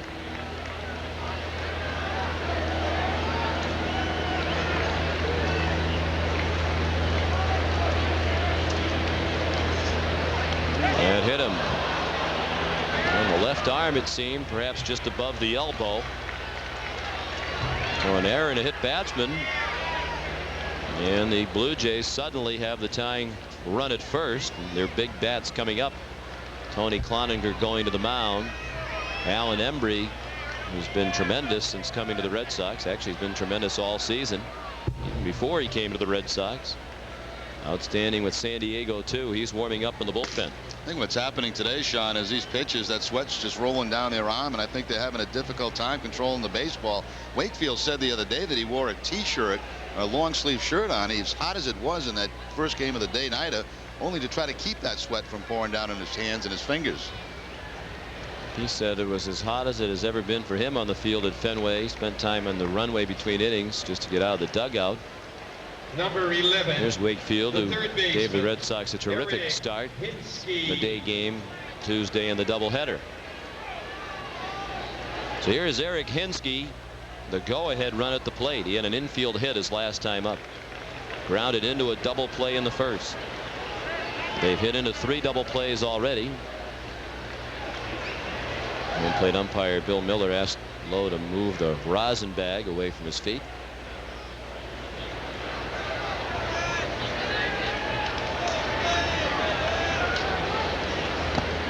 In the dirt, blocked by Veritek. Let's pause for station identification. You're watching the Fox 25 Red Sox television network. You're watching Red Sox baseball on WABI TV Bangor.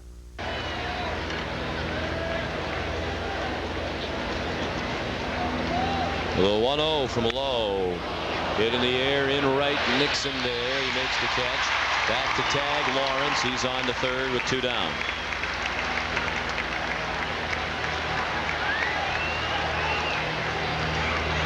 Sean McDonough with Jerry Remy. We're at Fenway Park for the 4th of July. The Red Sox looking for a sweep of this 5-game series with the Blue Jays. Our telecast produced by Russ Ken. Number 24, directed by John Wilson. Associate producer today, Leo White. Stewart.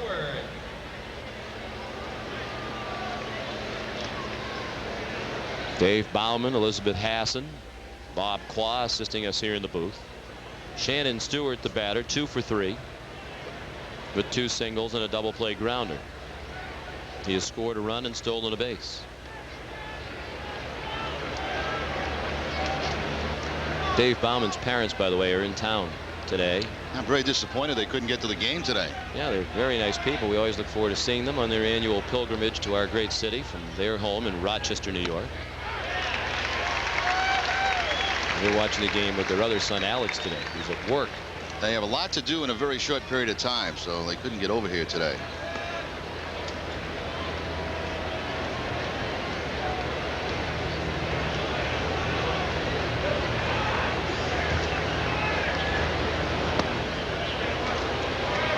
One and one.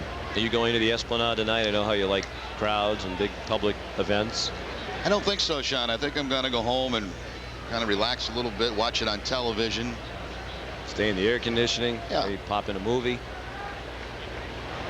I'm going to watch all the ceremonies tonight. As soon as I leave here, I'm just going to get out of the car when I get home and sprint to the pool and jump in. In your full Fox 25 uniform? Why not? Kind of wacky, but there's kind of a zany side of you that every now and then comes out.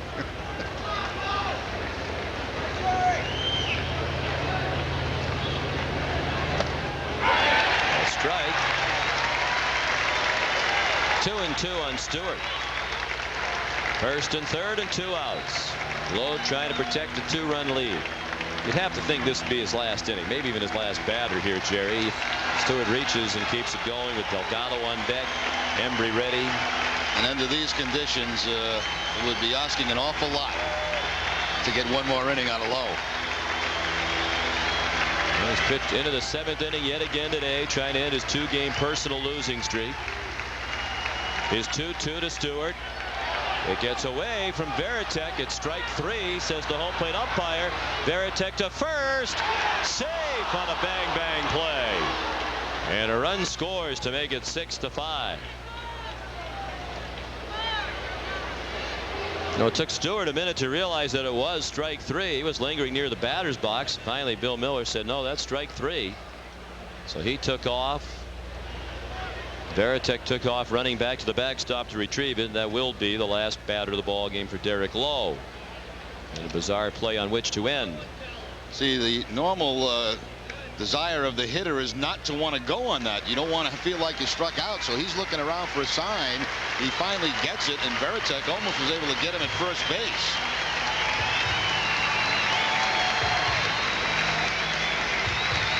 There's the ball getting away from Varitek. He finally finds it. See how long it took Stewart to get going.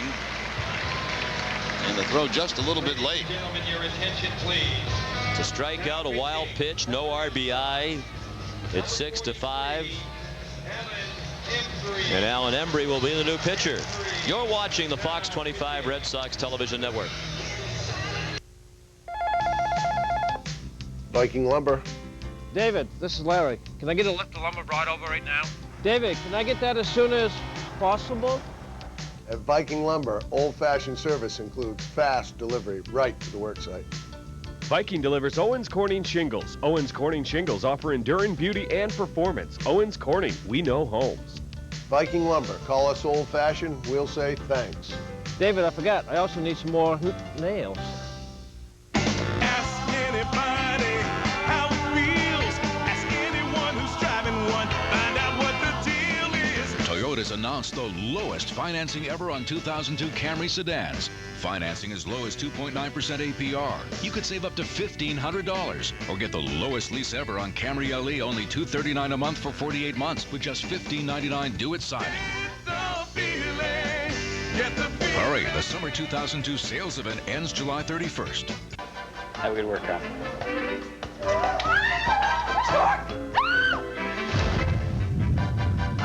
Come here. Come here.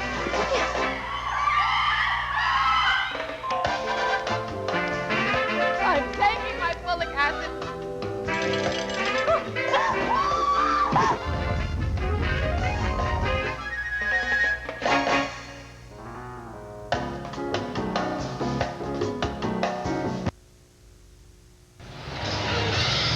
Hovering just overhead of Fenway Park, the United States Coast Guard helicopter circling the ballpark as Alan Embry warms up.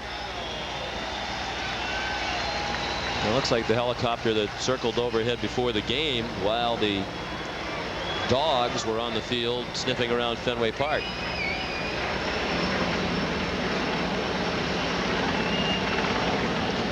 Seventh appearance for Embry. Picked up 2 saves in the day-night doubleheader. Got Delgado twice in the first game and second game, twice total. And if they're going to wait for this helicopter to leave, they might be waiting a while. Delgado seemed distracted by it. Stepped out of the batter's box, turned around and looked up at the chopper. Delgado has walked twice and struck out. He has scored. And he hits it in the air and left. Getting a little help from the breeze. Dobach in the corner makes a nice running catch. And that preserved the lead for the Red Sox. Berg would have scored the tying run with ease had that one dropped. So Lowe is in position for a win if the bullpen can protect a 6-5 lead at the 7th inning stretch on the 4th of July.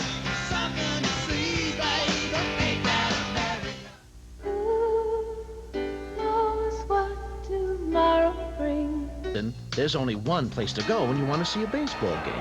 Only one place to go when you want to ride the most famous boats in Boston. And when you want to buy furniture in Boston, you have an alternative. Bernie and Phil's Furniture. The quality brand name furniture you'll see elsewhere, but priced like nowhere else.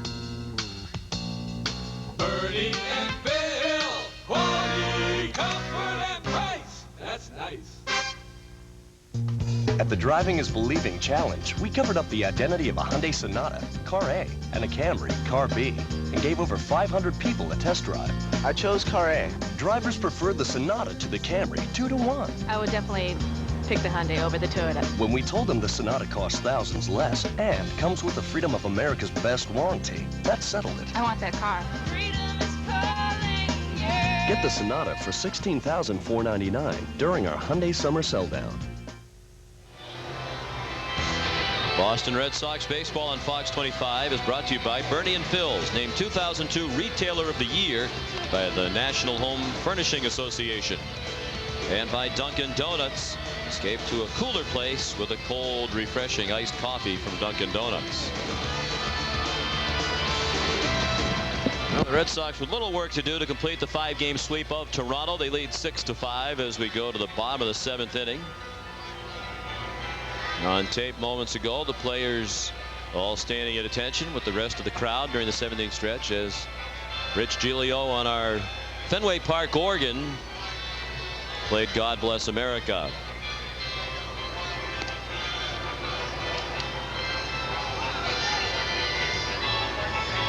So we go to the bottom of the 7th, a little extra time to warm up for Scott Cassidy because his warm-up time was diminished by the playing of God Bless America. How about Wally down there greeting fans above the third base dugout? You think Wally's a little warm today? All that fur? There can't be a great day to be Wally. We thank the Red Sox for our patriotic beanbag Wally, which was given out to fans today, and we got a little mini Wally with the American flag in his hand.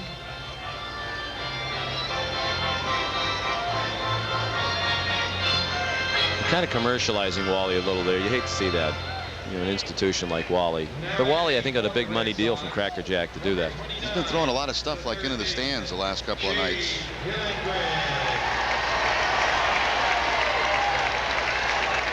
know, when you're as popular as Wally, you get off for those endorsement deals. It's tough to turn them down. He's got an agent now, I heard.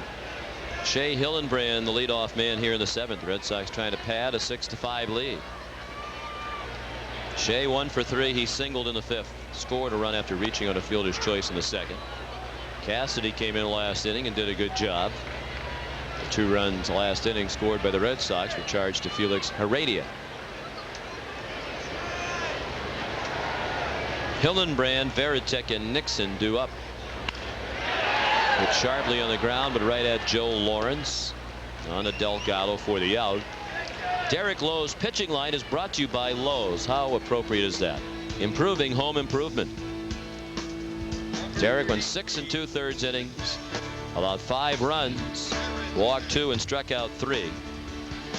He threw 91 pitches, 54 of them strikes.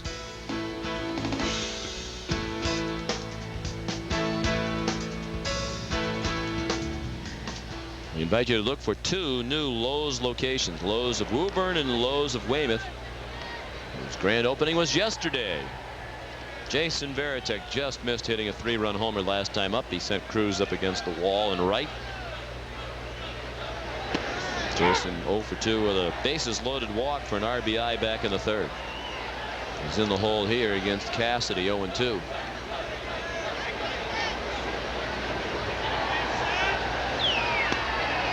I heard a report, I don't know if this is true, but Barry Manilow, I believe, is performing tonight on the Esplanade. Wow. Yeah, he was there warming up yesterday. They had that rehearsal last night at the Esplanade. I guess people are invited in. There wasn't a large crowd because of the heat, but they could watch him prepare their routines for the big show tonight. He's very popular, particularly among women. Well, he's wrote a lot of terrific songs. I'm not a big Manilow fan myself, but... You're not? 1-2 pitch. Slapped away to the left. The thing I'm hoping for this weekend, Sean, is the Days of Our Lives crew is going to be on the South Shore on Saturday night. A number of them, about 5 or 6 of them. There's some festival down in the South Shore, and I'm hoping they come to the ballpark either tomorrow night or maybe Saturday afternoon. Hopefully tomorrow night on a Fox 25 game. Yeah, it'd be great. Is Christian Alfonso still on the show? Yes. but in real life she's pregnant right now, so she probably won't be back here. I didn't see her name on the list. In fake life, she is not pregnant? No. Is she off the show then? I mean, No, not yet. Bring up the fact that she's pregnant on the show. No, but they hide her. Everything is taped from like the neck up. So she'll be off pretty soon for a while. But I They'll hope find some realistic way to have her off the show for a while, like Martians. Yeah, something's crazy is going to happen. They took her away. Matter of fact, they just had a meteor attack yesterday. Oh no. Yeah. Is everybody okay? Some question. Berg throws out Veritek. 2 outs. But if they're in town, I hope they show up at the ballpark. Well, they should call you up. Maybe you can leave them some tickets. We'll send your Number 7, driver for them. The right fielder, Trot Nixon. Here's Trot Nixon with 2 outs and the bases empty in the 7th. Trot singled to drive in 2 in the 2nd. Walked leading off last inning and scored the go-ahead run. Red Sox added another run last inning.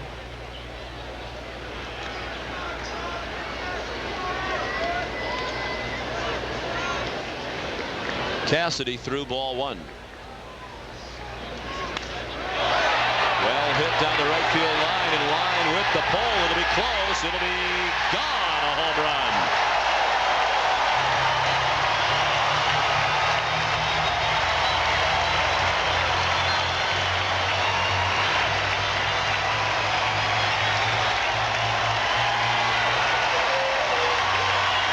Trot Nixon goes deep, his 9th home run of the season. And the lead's back to 2. It's 7-5 Red Sox. That's Trot's reaction. I think he points towards fair territory. Stay fair. Big afternoon. 3 RBI for Nixon. 33 total on the season. Big home run there. Give the Red Sox again that 2-run lead.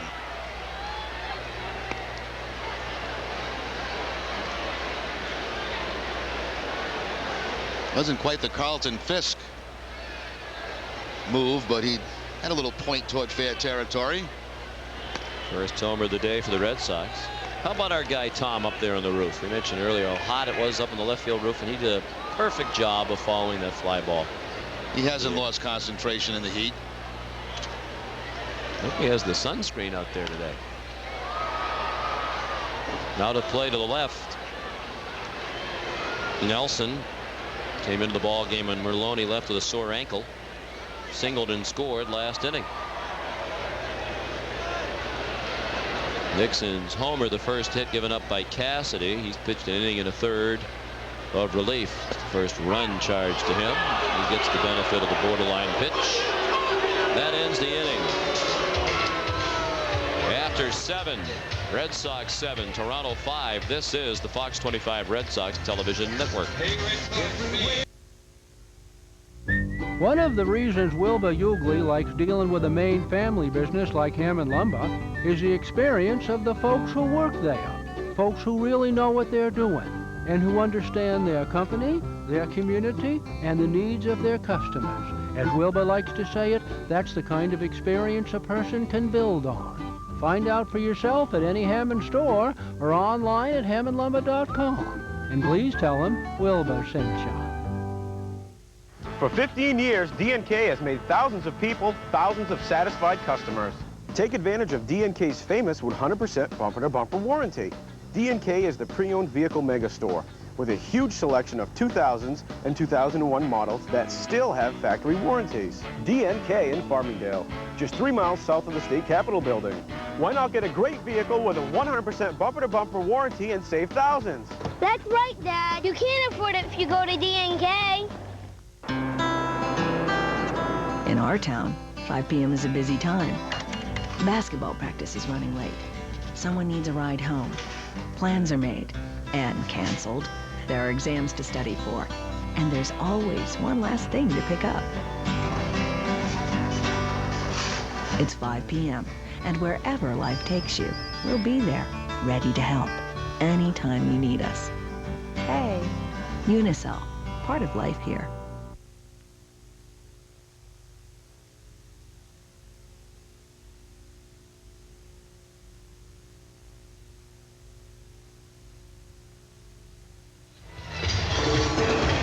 Boston Red Sox baseball on Fox 25 is brought to you by Southwest Airlines, bringing people together with low fares, and by your local Lincoln Mercury dealers.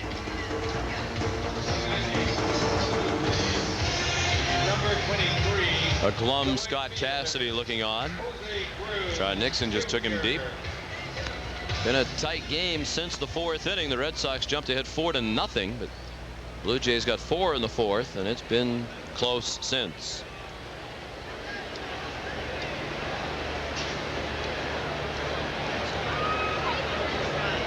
Jose Cruz will lead off against Alan Embry, who came in last inning with a couple of men on and got Carlos Delgado to fly out to end the inning. After 6 2/3 from Derek Lowe. Derek in position for his 12th win of the season.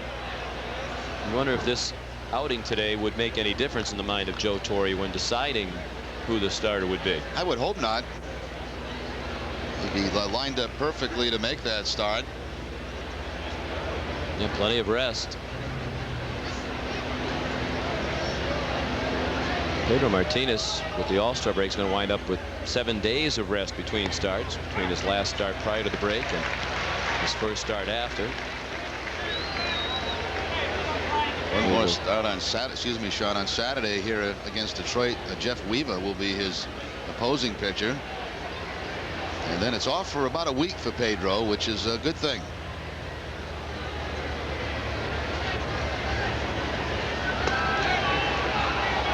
.97 miles per hour, but a ball 1-2 on Cruz. Cruz, Wells, and Phelps due up. That'll be a terrific matchup. Pedro and Jeff Weaver. Weaver's had a very good season for Detroit, even though the team is struggling. He's in the top 10 of the league in ERA.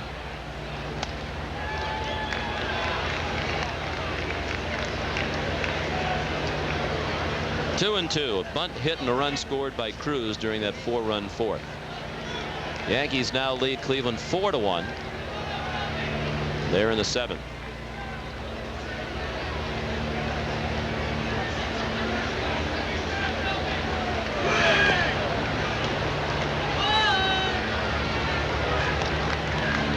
Full count now. No, Raul Mondesi drove in another run.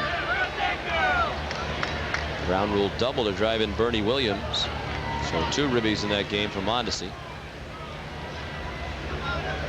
Diagnosis on Derek Jeter, a sprained left knee and a bruise on his lower leg. He's listed as day-to-day.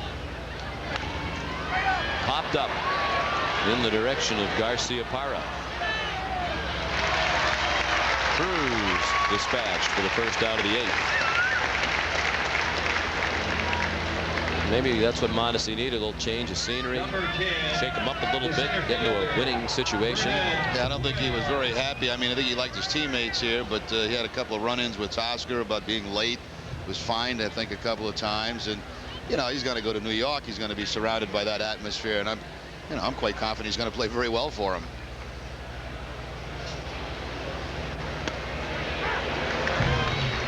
Mondesi is a good player. Yes, he is. Not having a very good year in terms of the batting average. He can run, he can throw, he can hit with power. Vernon Wells hit by a pitch in the 2nd, single to knock in a run, and he scored during their 4-run 4th. He grounded to short in the 6th. 1 out of the 8th, 7-5 Boston. On the ground to Nomar. 2 outs. Nomar's had a busy day. Kept busy on all the ground balls induced by Lowe.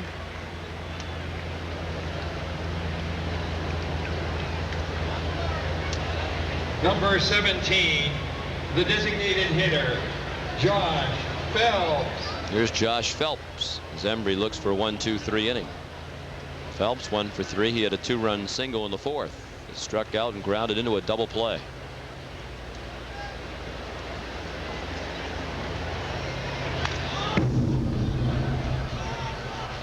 Foul to the screen. 1 strike on Phelps.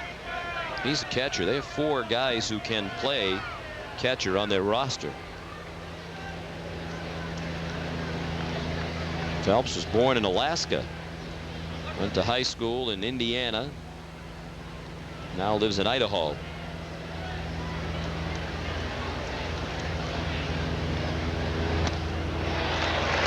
Stepped into that swing and missed it. 0-2. Only seen him, Sean, for a couple of days, but I've been pretty impressed with his swing. He looks like a guy that's going to be able to hit some home runs.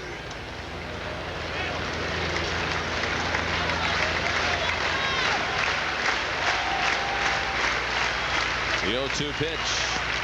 Embry threw it right by him with a 96-mile-per-hour fastball. First strikeout for Alan Embry. A 1-2-3 inning in the 8th. We go to the bottom of the 8th. The Red Sox 7 and the Blue Jays 5.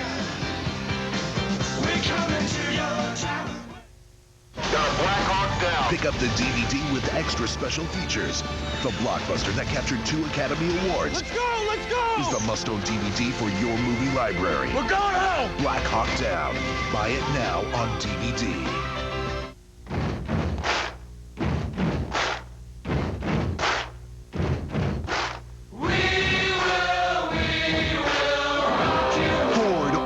Clearance. Now get 0% financing for up to 60 months. That's 0% on the vehicles that'll rock your world. Like Ford Explorer, the #1 selling SUV on the planet. F-150, the #1 selling truck for 25 straight years. And Focus, one of car drivers' 10 best. 0% Ford authorized clearance now.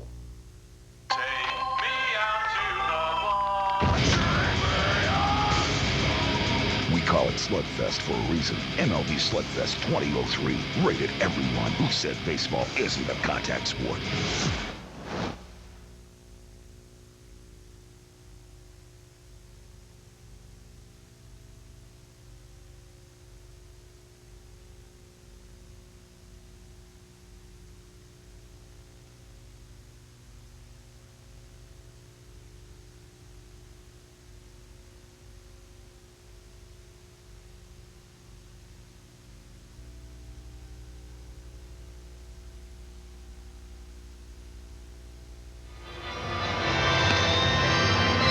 Another strong outing for Alan Embry. He's pitched an inning in the 3rd. The Blue Jays have not had a runner reach base against him.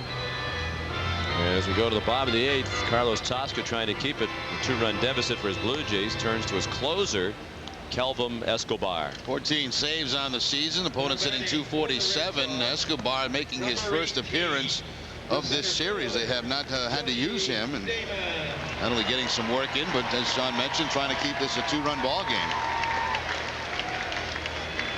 Scott Cassidy pitched an inning in 2/3 of relief, gave up 1 run on 1 hit. The Nixon homer. He hit a batter and struck out 2. So now Escobar, the 4th pitcher of the day for the Blue Jays. Walker started, went 5. Heredia, a 1/3 of an inning. Cassidy and now Escobar. Here's Johnny Damon, top of the order against Escobar. Close, but a ball.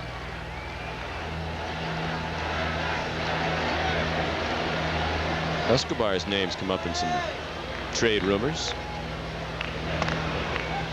Recent item had the Anaheim Angels interested in acquiring him as a setup man for Troy Percival. Angels in 2nd place in the West, 4 games behind Seattle. They have 34 losses on the season, so they are certainly the team that would be in a wild card hunt. Damon pops it back here. Anaheim Angels are tied with the Yankees for the best batting average in the American League at .279 going into today's game. They're 4th in pitching and they're 5th in defense. So you almost forget they got off to a dreadful start. Swing and a miss, 2-2 on Damon.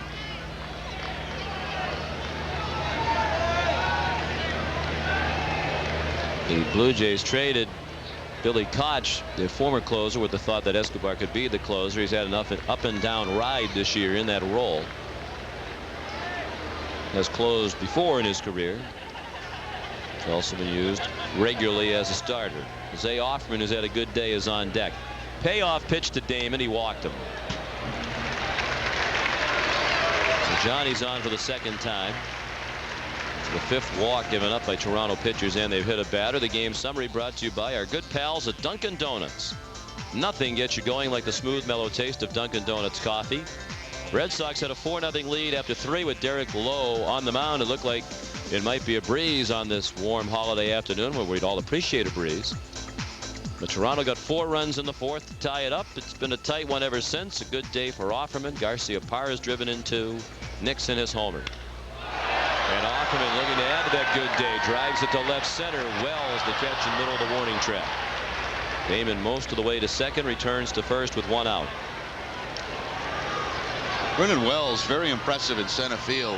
He looks like a good young player for the Toronto Blue Jays. He's been in the minor leagues the last couple of years. They're just waiting for the right spot. And covers an awful lot of ground. This ball looked like it was headed to the gap, but Brennan Wells, fearless to the wall coming up, makes the catch. Earlier in the year, Buck Martinez, when he was still the manager, was singing the praises of Wells as a defensive player. Here's Garciaparra, who's driven in 2 today. An RBI double in the 3rd and a sacrifice fly to knock in another run in the 6th. Sends that down the right field line. Slicing near the pole. That ball is gone. An opposite field home run for Garciaparra.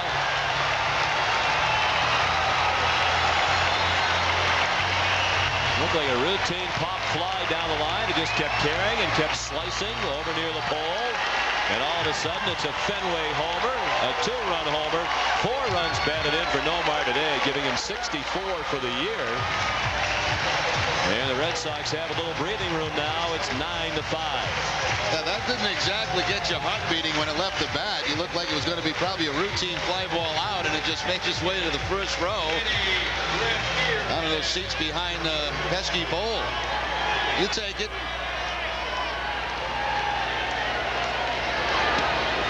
Breaking ball, strike to Ramirez. So a big day for Nomar. 4 runs batted in, a homer, a double, a sacrifice fly. A 6-game hitting streak for Garciaparra. Ramirez has been walked and hit by a pitch and struck out twice. He rolled it down to 3rd. Hinsky threw him out. Urbina had been warming up in the bullpen, along with Willie Banks, and Wayne Gomes up now. So apparently Gomes will come in now that it's no longer a save situation. Gomes recently up from Pawtucket. Got the win last night in relief of John Burkett.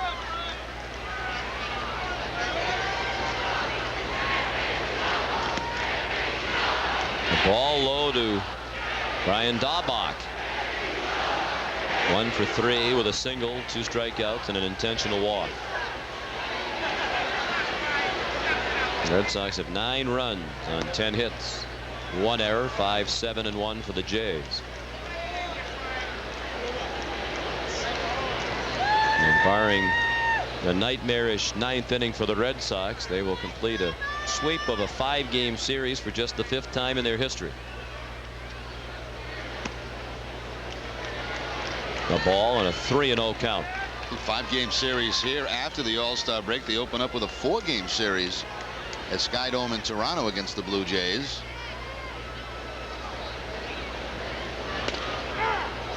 Fastball for a strike. And if this stands, it'll be the Red Sox 10th straight win against Toronto. Lost the first meeting on opening day of this season between the two teams. The Jays came from 4 runs down to win it, but the Red Sox have won 10 in a row against this team since, if this one stands. The 9-game streak against Toronto, their longest ever against this team. Over the last 2 years, the Red Sox have won 21 of the last 29 with Toronto. Last time the Red Sox swept a 5-game series at Fenway Park, or anywhere for that matter, was August 25th through the 28th of 1989. The Tigers were the victims. Ball 4. 2 walks in the inning for Escobar. One of the things about Escobar as far as the closer, a lot of walks. 25 walks now he has in 39 and 2/3 innings. I think he's a guy who's got to be a little frustrating now to the Blue Jays organization, their fans. You see the talent, got a good arm, You keep waiting for him to get more out of the ability, and it just doesn't seem to happen. And they tried everything, starting him as a closer. And the second time around, I believe, as a closer. Hillenbrand pulls it down to third. Hinsky looked at second, but Lawrence was a long way from the bag, so he threw to first for the out. Red Sox add 2 on the Garcia-Parra home run. We go to the 9th. The Red Sox 3 outs away from a 5-game sweep of the Jays on the 4th.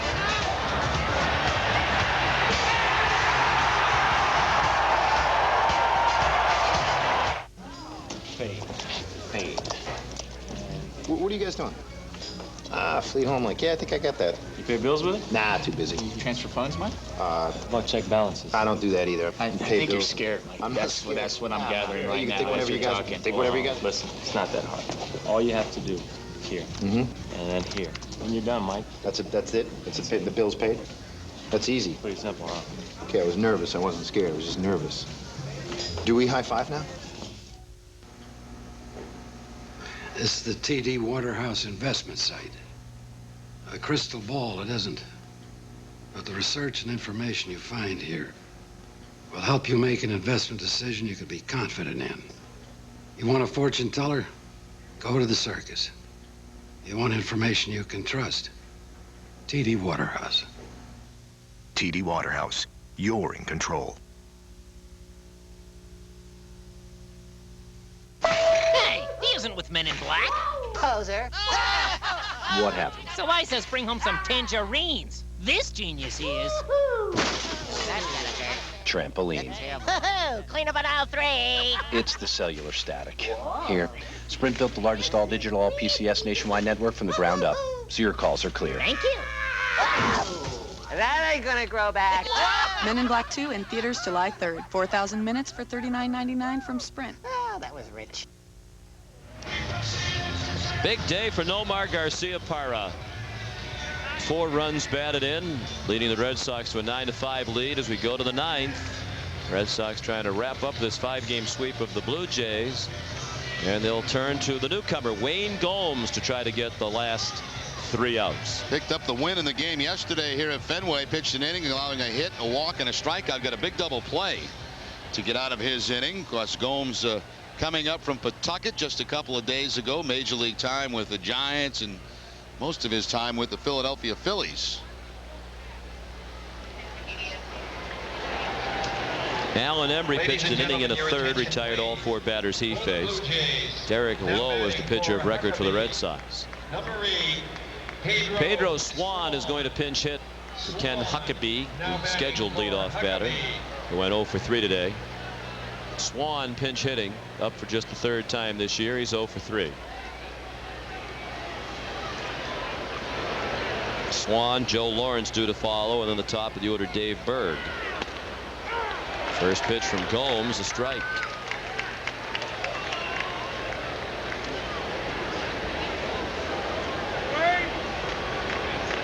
Swan came up after their game this past Sunday from the minors when Chris Woodward went on the disabled list. Swan had been playing for AAA Syracuse. He's in the hole here 0-2. He's a 31-year-old rookie. Appeared as a pinch runner last night, scored his first major league run.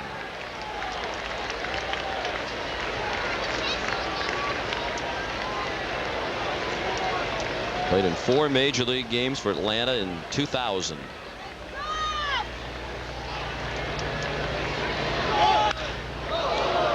In the air in center, Damon is there. Looked for a while like that might find a gap, but Johnny able to run it down.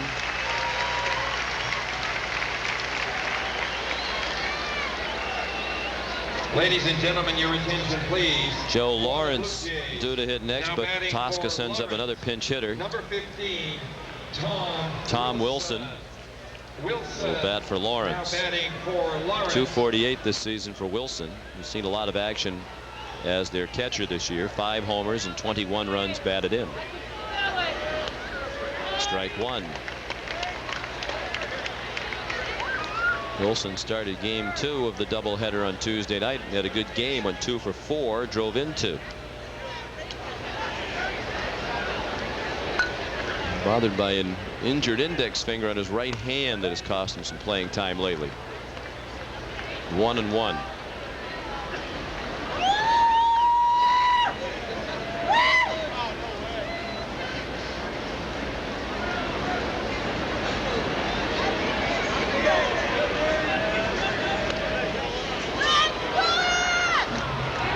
Two and one.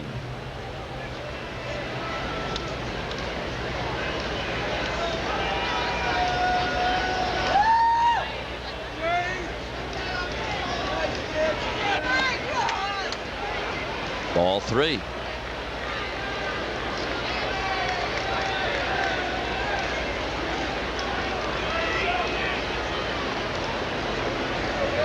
Dave Berg scheduled to bat next.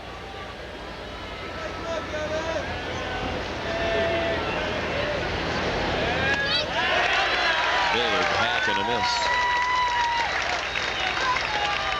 Blue Jays have never been swept in a 5-game series. This is just their third such series in their history.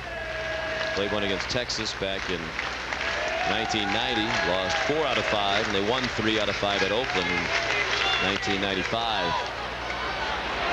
Pop fly, shallow right center. Damon makes the catch.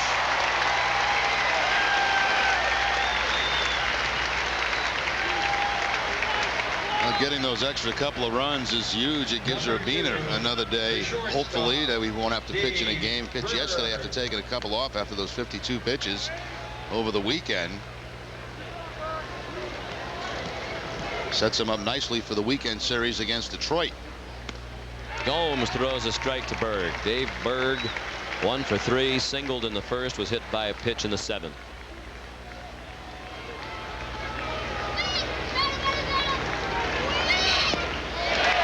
Strike 2. The Red Sox are 1 strike away from the 5-game sweep.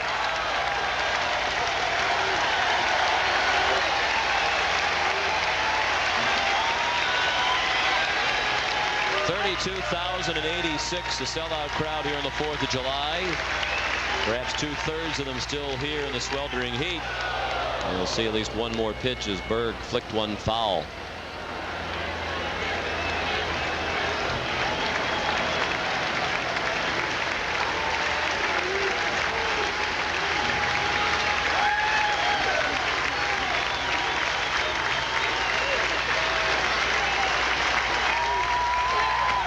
Ball high.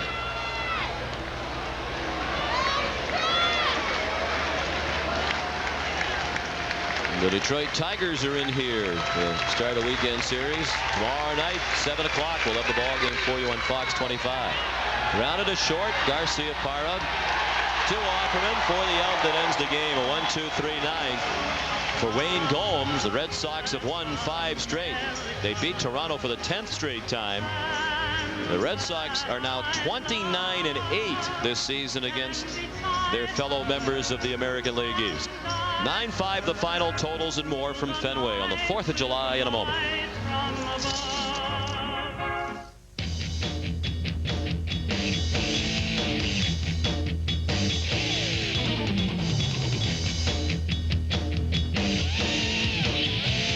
How much do people love their Toyota Tundras?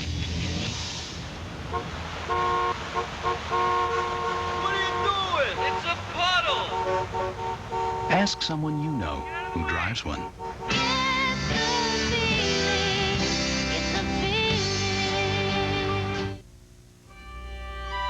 Some forests are national parks.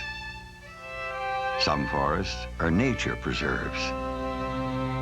This forest is a water fountain. Poland Spring natural spring water comes from protected springs deep in the woods of Maine. It's why Poland Spring just may be the best tasting water on Earth. Poland Spring, what it means to be from Maine. Boston Red Sox baseball on Fox 25 is brought to you by Southwest Airlines, bringing people together with low fares. By your friendly New England Dodge dealers, grab life by the horns, go Dodge. By Bud Light, for the great taste that won't fill you up and never let you down, make it a Bud Light. By your New England Toyota dealer. What makes Toyota the best value? Ask someone who drives one. By Lowe's, improving home improvement. And by your New England Ford dealers. The best selection of cars, trucks, and SUVs on the planet. Visit your local New England Ford dealers or log on to newenglandford.com.